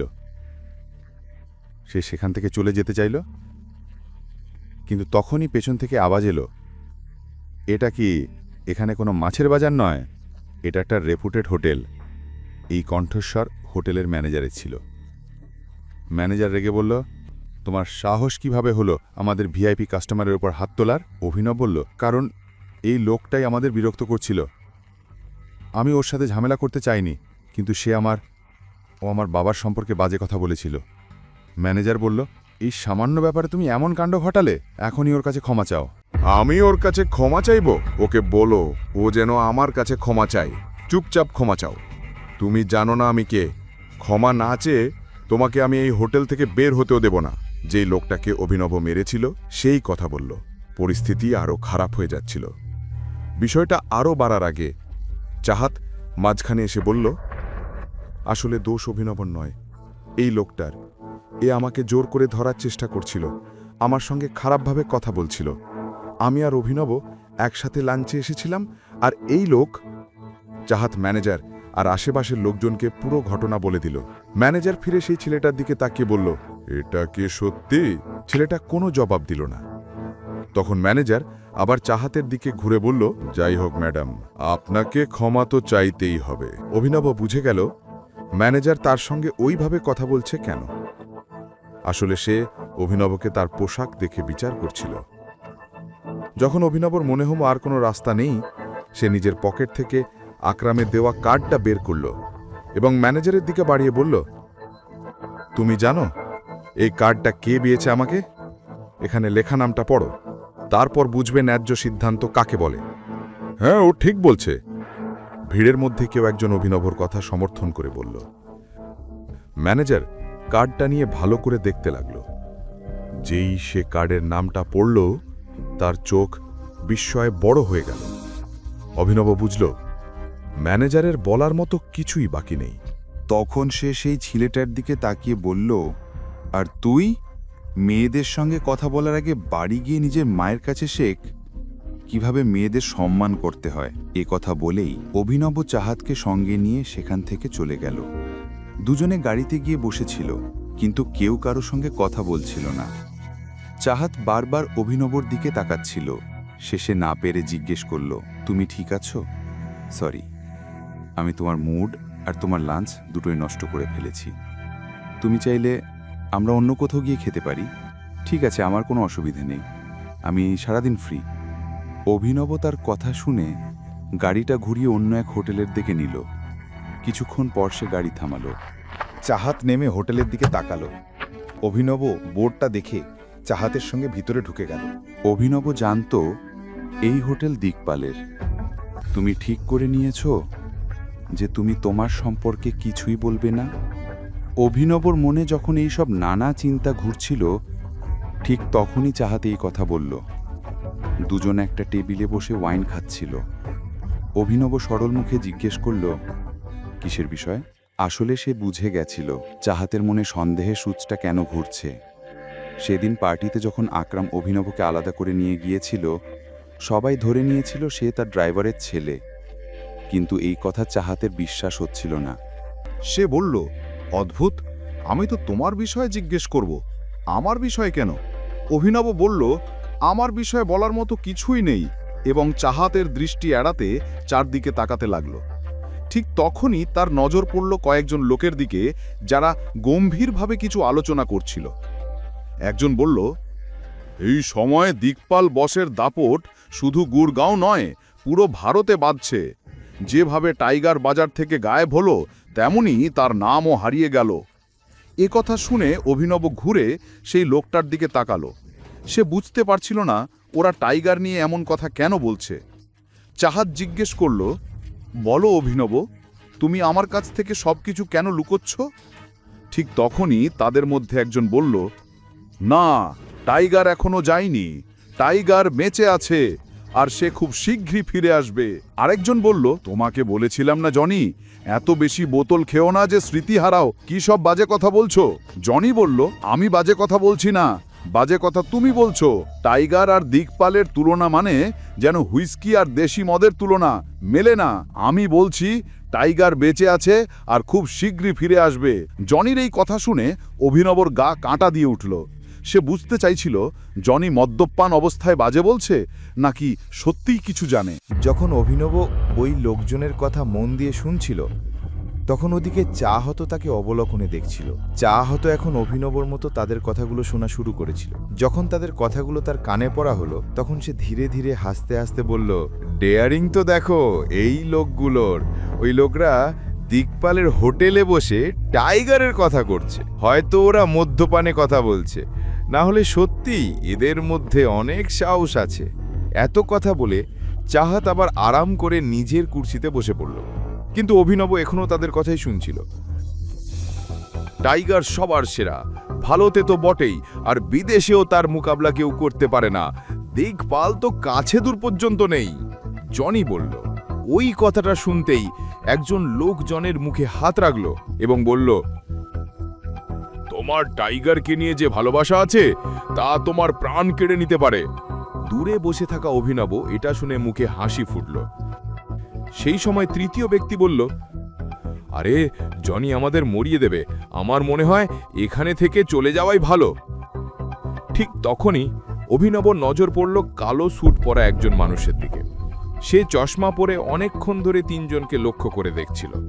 যতক্ষণ না ওই তিনজন উঠে চলে গেলেন, দুজন লোকও তাদের পেছন থেকে যেতে লাগল। অভিনবর পাশ দিয়ে বেরিয়ে যাওয়ার সময় তিনি দেখলেন তার কাছে একটা বন্দুক ছিল। অভিনব বুঝতে দেরি করেনি, সে দিকপালের লোক। অভিনব বুঝেই গেল কিছুক্ষণের মধ্যে ওই লোকটা ওই তিন ছেলেটার সঙ্গে কি করতে চলেছে। তারই মধ্যে অভিনব নিজের ভাবনায় হারিয়ে গিয়েছিলেন। অভিনব তখন চাহত চিৎকার করে বলল এবং তাকে তার ভাবনার জের থেকেও বের করে আনল। অভিনব তাকে দেখে বলল, কি বলছিলে? তুমি আমার বন্ধুকে মিথ্যে বলছো? কোন বন্ধু? অভিনব বলল। অনন্যা, চাহত জোর দেয়া স্বরে বলল। অভিনব বুঝল কিছু গোলমাল হয়ে গেছে। তারপরও কথা সামলাতে চেষ্টা করে বলল, না, এমন কিছু নেই, আমি কেন তাকে মিথ্যে বলবো? আর হ্যাঁ চাহাত, আমারও যাওয়ার দরকার, একটা জরুরি মিটিং আছে, আমাকে ওর জন্যই যেতে হবে। তুমি তো জানো আমি অনন্যার স্বামী, বাড়ি পৌঁছাতে যদি একটু দেরি হয়ে যায় ও আমার প্রাণ নেবে। ও তো আমার উপর খুবই সন্দেহপ্রবণ। চাহত বলল, হ্যাঁ, সন্দেহ? ও তো তোমাকে পছন্দও করে না, ওর মাথায় তোমার কথাই আসে না। তাহলে কেন ও তোমার ওপর সন্দেহ করতে শুরু করলো? অভিনব জানালেন, হ্যাঁ জানি, তবুও এখনই আমাকে যেতে হবে। কি আমি তোমাকে বাড়ি ছেড়ে দেব? চাহাত মাথা নেড়ে সম্মতি জানালো। তারপরে একটু সংকোচের সঙ্গে উঠে বলল, আমরা আবার কবে দেখা করব? শীঘ্রই। অভিনব কোনো উত্তর দিল না এবং হোটেল থেকে বেরিয়ে চলে এলো। বাইরে এসে দেখল জনি ও তার সঙ্গীরা পেছনের দিকে দৌড়ে যাচ্ছে। অভিনবকে এটা ঠিকঠাক লেগে ওঠেনি। সে চাহাতকে জিজ্ঞেস করল, তোমার বাড়ি কোথায়? অভিনবের চোখ সামনের দিকে ও পিছনের দিকে একসঙ্গে ছিল। চাহাত বলল, এখান থেকেই নেমে দাও, আমাকে যেতে হবে, কাজ আছে, আমি সেখান থেকে বের হয়ে যাব। কিছুক্ষণ পর অন্ধকার নেমে আসার সময় অভিনবর গাড়ি সেই লোকদের কাজ দিয়ে দাঁড়িয়ে গেল যারা একজনকে ঘিরে দাঁড়িয়েছিল। কাছে গিয়ে অভিনব জানতে পারল যে তারা ওই মেয়েটিকে মারছে। থামো, চিৎকার করে অভিনব বলল। তার আওয়াজে সবাই থেমে ফিরে তাকালো। অভিনব এক ধাপ এগিয়ে এলো এবং বলল, তোমরা কেন ওকে মারছ? কেউ উত্তর দিল, তাতে তোর কি? আমার কারণ আছে বলেই তো এখানে দাঁড়িয়ে আছি, অভিনব বলল। যদি জীবনে দাঁড়িয়ে থাকতে চাও চুপচাপ চলে যাও, নইলে ওর মতোই গোটা জীবন লম্বা করে দেব। একটা হট্টে কাট্টে ছেলে অভিনবকে ঘুরে দেখল এবং বলল। এই শুনে অভিনবের হাসি পেল। সে বলল, আরে এই লাইনটা তো আমি তোদের বলতে যাচ্ছিলাম, তুই আমার লাইন চুরি করলি, এখন তো তুই বেশি মার খাবি। এই কথা তাদের রাগ আরও বাড়িয়ে দিল। তাদের নেতা এগিয়ে এসে বলল, আরে নায়ক হতে চাইছিস? জানি না গুড়গাঁওয়ে এইসব হিরোগুড়ি কাজে আসে না, চুপচাপ চলে যা, নইলে আমাদের একটা না 2 কবর খোঁড়াতে হবে। অভিনব কোনো উত্তর দেয়নি, সে শুধু তাদের দিকে তাকিয়ে তাদের সংখ্যা গুনছিল। সে একজন তরুণকে বলল, ভাই একটু পিছনে হটো। সেই ছেলেটি পিছনে সরে গেল।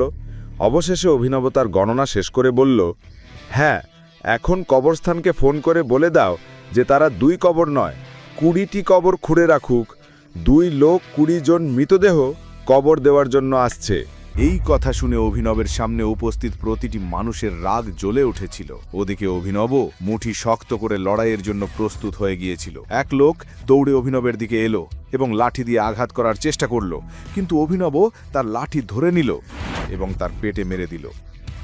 ছেলেটি মাটিতে পড়ে গেল। তখনই অভিনব পরিস্থিতি পুরোপুরি নিজের পক্ষে ঘুরিয়ে দিল। ওই ছেলেটি জনি এখনো পর্যন্ত মার খাচ্ছিল এবং ভাবছিল হয়তো সে আর বাঁচবে না। সে নিজেই অভিনবের এই রূপ দেখে হতবাক হয়ে গেল। তার কাছে অভিনব যেন ঈশ্বরের চেয়ে কম কিছু ছিল না। যখন অভিনব তাদের লিডারকেও মারতে মারতে অচেতন করে ফেলল, তখন সে ব্যথায় কাতর হয়ে বলল কিছু কথা, কিন্তু অভিনব কোনো উত্তর দিল না, শুধু তার চোখের দিকে তাকিয়ে রইল। লোকটি উত্তর জানার জন্য ব্যাকুল হয়ে উঠল, কিন্তু তার আগেই সে নিচে পড়ে গেল।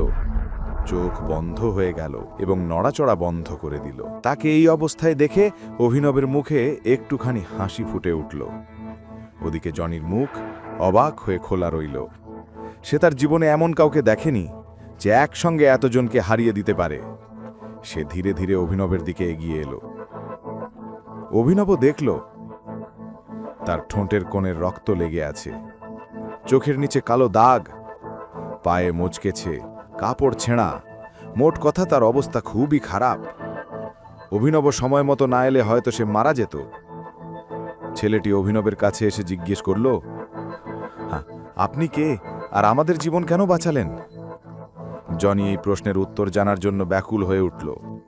তার বন্ধুরা তখনও রাস্তার ওপর অচেতন হয়ে পড়েছিল। অভিনব 1 সেকেন্ডের জন্য তার দিকে তাকিয়ে বলল, আমি কে সেটা আমি তোমাকে বলবো, কিন্তু তোমাকে প্রতিশ্রুতি দিতে হবে যে তুমি কাউকে বলবে না আমি কে। জনি কোনো দ্বিধা না করে মাথা নেড়ে সম্মতি দিল। অভিনব তার জীবন বাঁচিয়েছে। তার জন্য এমন একটি ছোট গোপন রাখা তার কাছে কিছুই না। অভিনব তার কাছে এসে কানের দিকে ইশারা করল। জনি মাথা ঝুঁকিয়ে কান এগিয়ে আনল। অভিনব ধীরে ধীরে তার কানের কাছে গিয়ে বলল, আমি টাইগার। এ কথা শুনে জনির চোখ বিস্ময়ে বড় হয়ে গেল। সে এক দৃষ্টি অভিনবের দিকে তাকিয়ে রইল। কিছুক্ষণ পর অভিনব হরদেব পাল সিংয়ের বাড়িতে পৌঁছাল। এতজনকে মারার পর তার হাত পায়ে প্রচণ্ড ব্যথা করছিল। গাড়ি পার্ক করে গভীর নিঃশ্বাস নিয়ে সে ভেতরে ঢুকল। ধীরে ধীরে খুব সতর্কভাবে হাঁটছিল। ভেতরে রাজীব বলছিল, আমি তো বুঝতে পারছি না এখন আমাদের কি করা উচিত।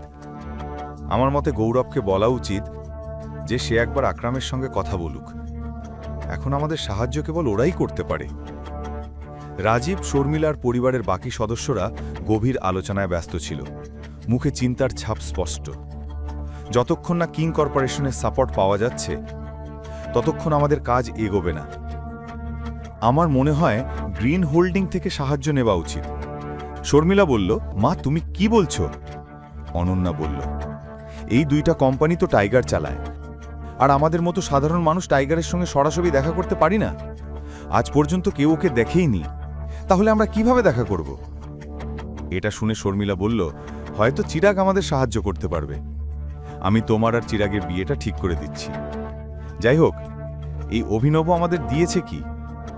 ঠিক তখনই অভিনব ঘরের মধ্যে ঢুকে পড়ল। সে পুরো কথা বুঝতে পারেনি, কিন্তু যতটুকু শুনেছিল তাতে মনে হলো অনন্যার কোম্পানি বড় বিপদে আছে। হ্যালো, নমস্তে, অভিনব মুখে হাসি নিয়ে বলল। যদিও সে খুব ক্লান্ত ছিল, তবু সে কাউকে বুঝতে দিতে চায়নি যে সে কি করে এসেছে। যখন সে হাসি মুখে নমস্তে করল, শর্মিলা, অনন্যার রাজীব তার দিকে তাকালো। তাদের চোখে এক অদ্ভুত রাগ ছিল। অভিনব সেটা দেখে অবাক হয়ে গেল। সে আশা করেনি যে তারা হাসি মুখে স্বাগত জানাবে, কিন্তু আজ তাদের চোখে যে গর্জনময় রাগ সে দেখল, তা দেখে অভিনবের মনে এক অজানা অস্বস্তি জেগে উঠল। আমি বললাম, নমস্তে। হ্যালো অনন্যা, অভিনব আবার হাসার চেষ্টা করে বলল। কিন্তু এটা শুনেই ওদের তিনজনের রাগ আরও বেড়ে গেল। শর্মিলা রাগে ফুটে উঠল। সে বলল, ঠিক সময়ে এসেছ? অভিনব এটা শুনেই অনন্যার দিকে তাকালো। সে বুঝতে চাইল আসলে কি হচ্ছে, কিন্তু অনন্যা গভীর একটা নিঃশ্বাস নিয়ে অভিনবর দিক থেকে চোখ ফিরিয়ে নিল। অভিনব আর থাকতে না পেরে জিজ্ঞেস করল, আমি কি কোনো ভুল করেছি? রাজীব এক মুহূর্তের জন্য ওর দিকে তাকালো, তারপর টেবিলের ওপর রাখা ফোনটা তুলে নিল। সে কিছু একটা খুলল এবং শেষে স্ক্রিনটা অভিনবর দিকে ঘুরিয়ে দিল। অভিনব কাছে গিয়ে রাজীবের কাছ থেকে ফোনটা নিল। স্ক্রিনে যা দেখল তা দেখে তার চোখ বড় বড় হয়ে গেল। স্ক্রিনে একটা ভিডিও চলছিল যেখানে দেখা যাচ্ছিল অভিনব সেই ছেলেটিকে হোটেলের ভেতর নির্মমভাবে মারছে। এটা দেখে অভিনবর ভেতরটা খারাপ হয়ে গেল।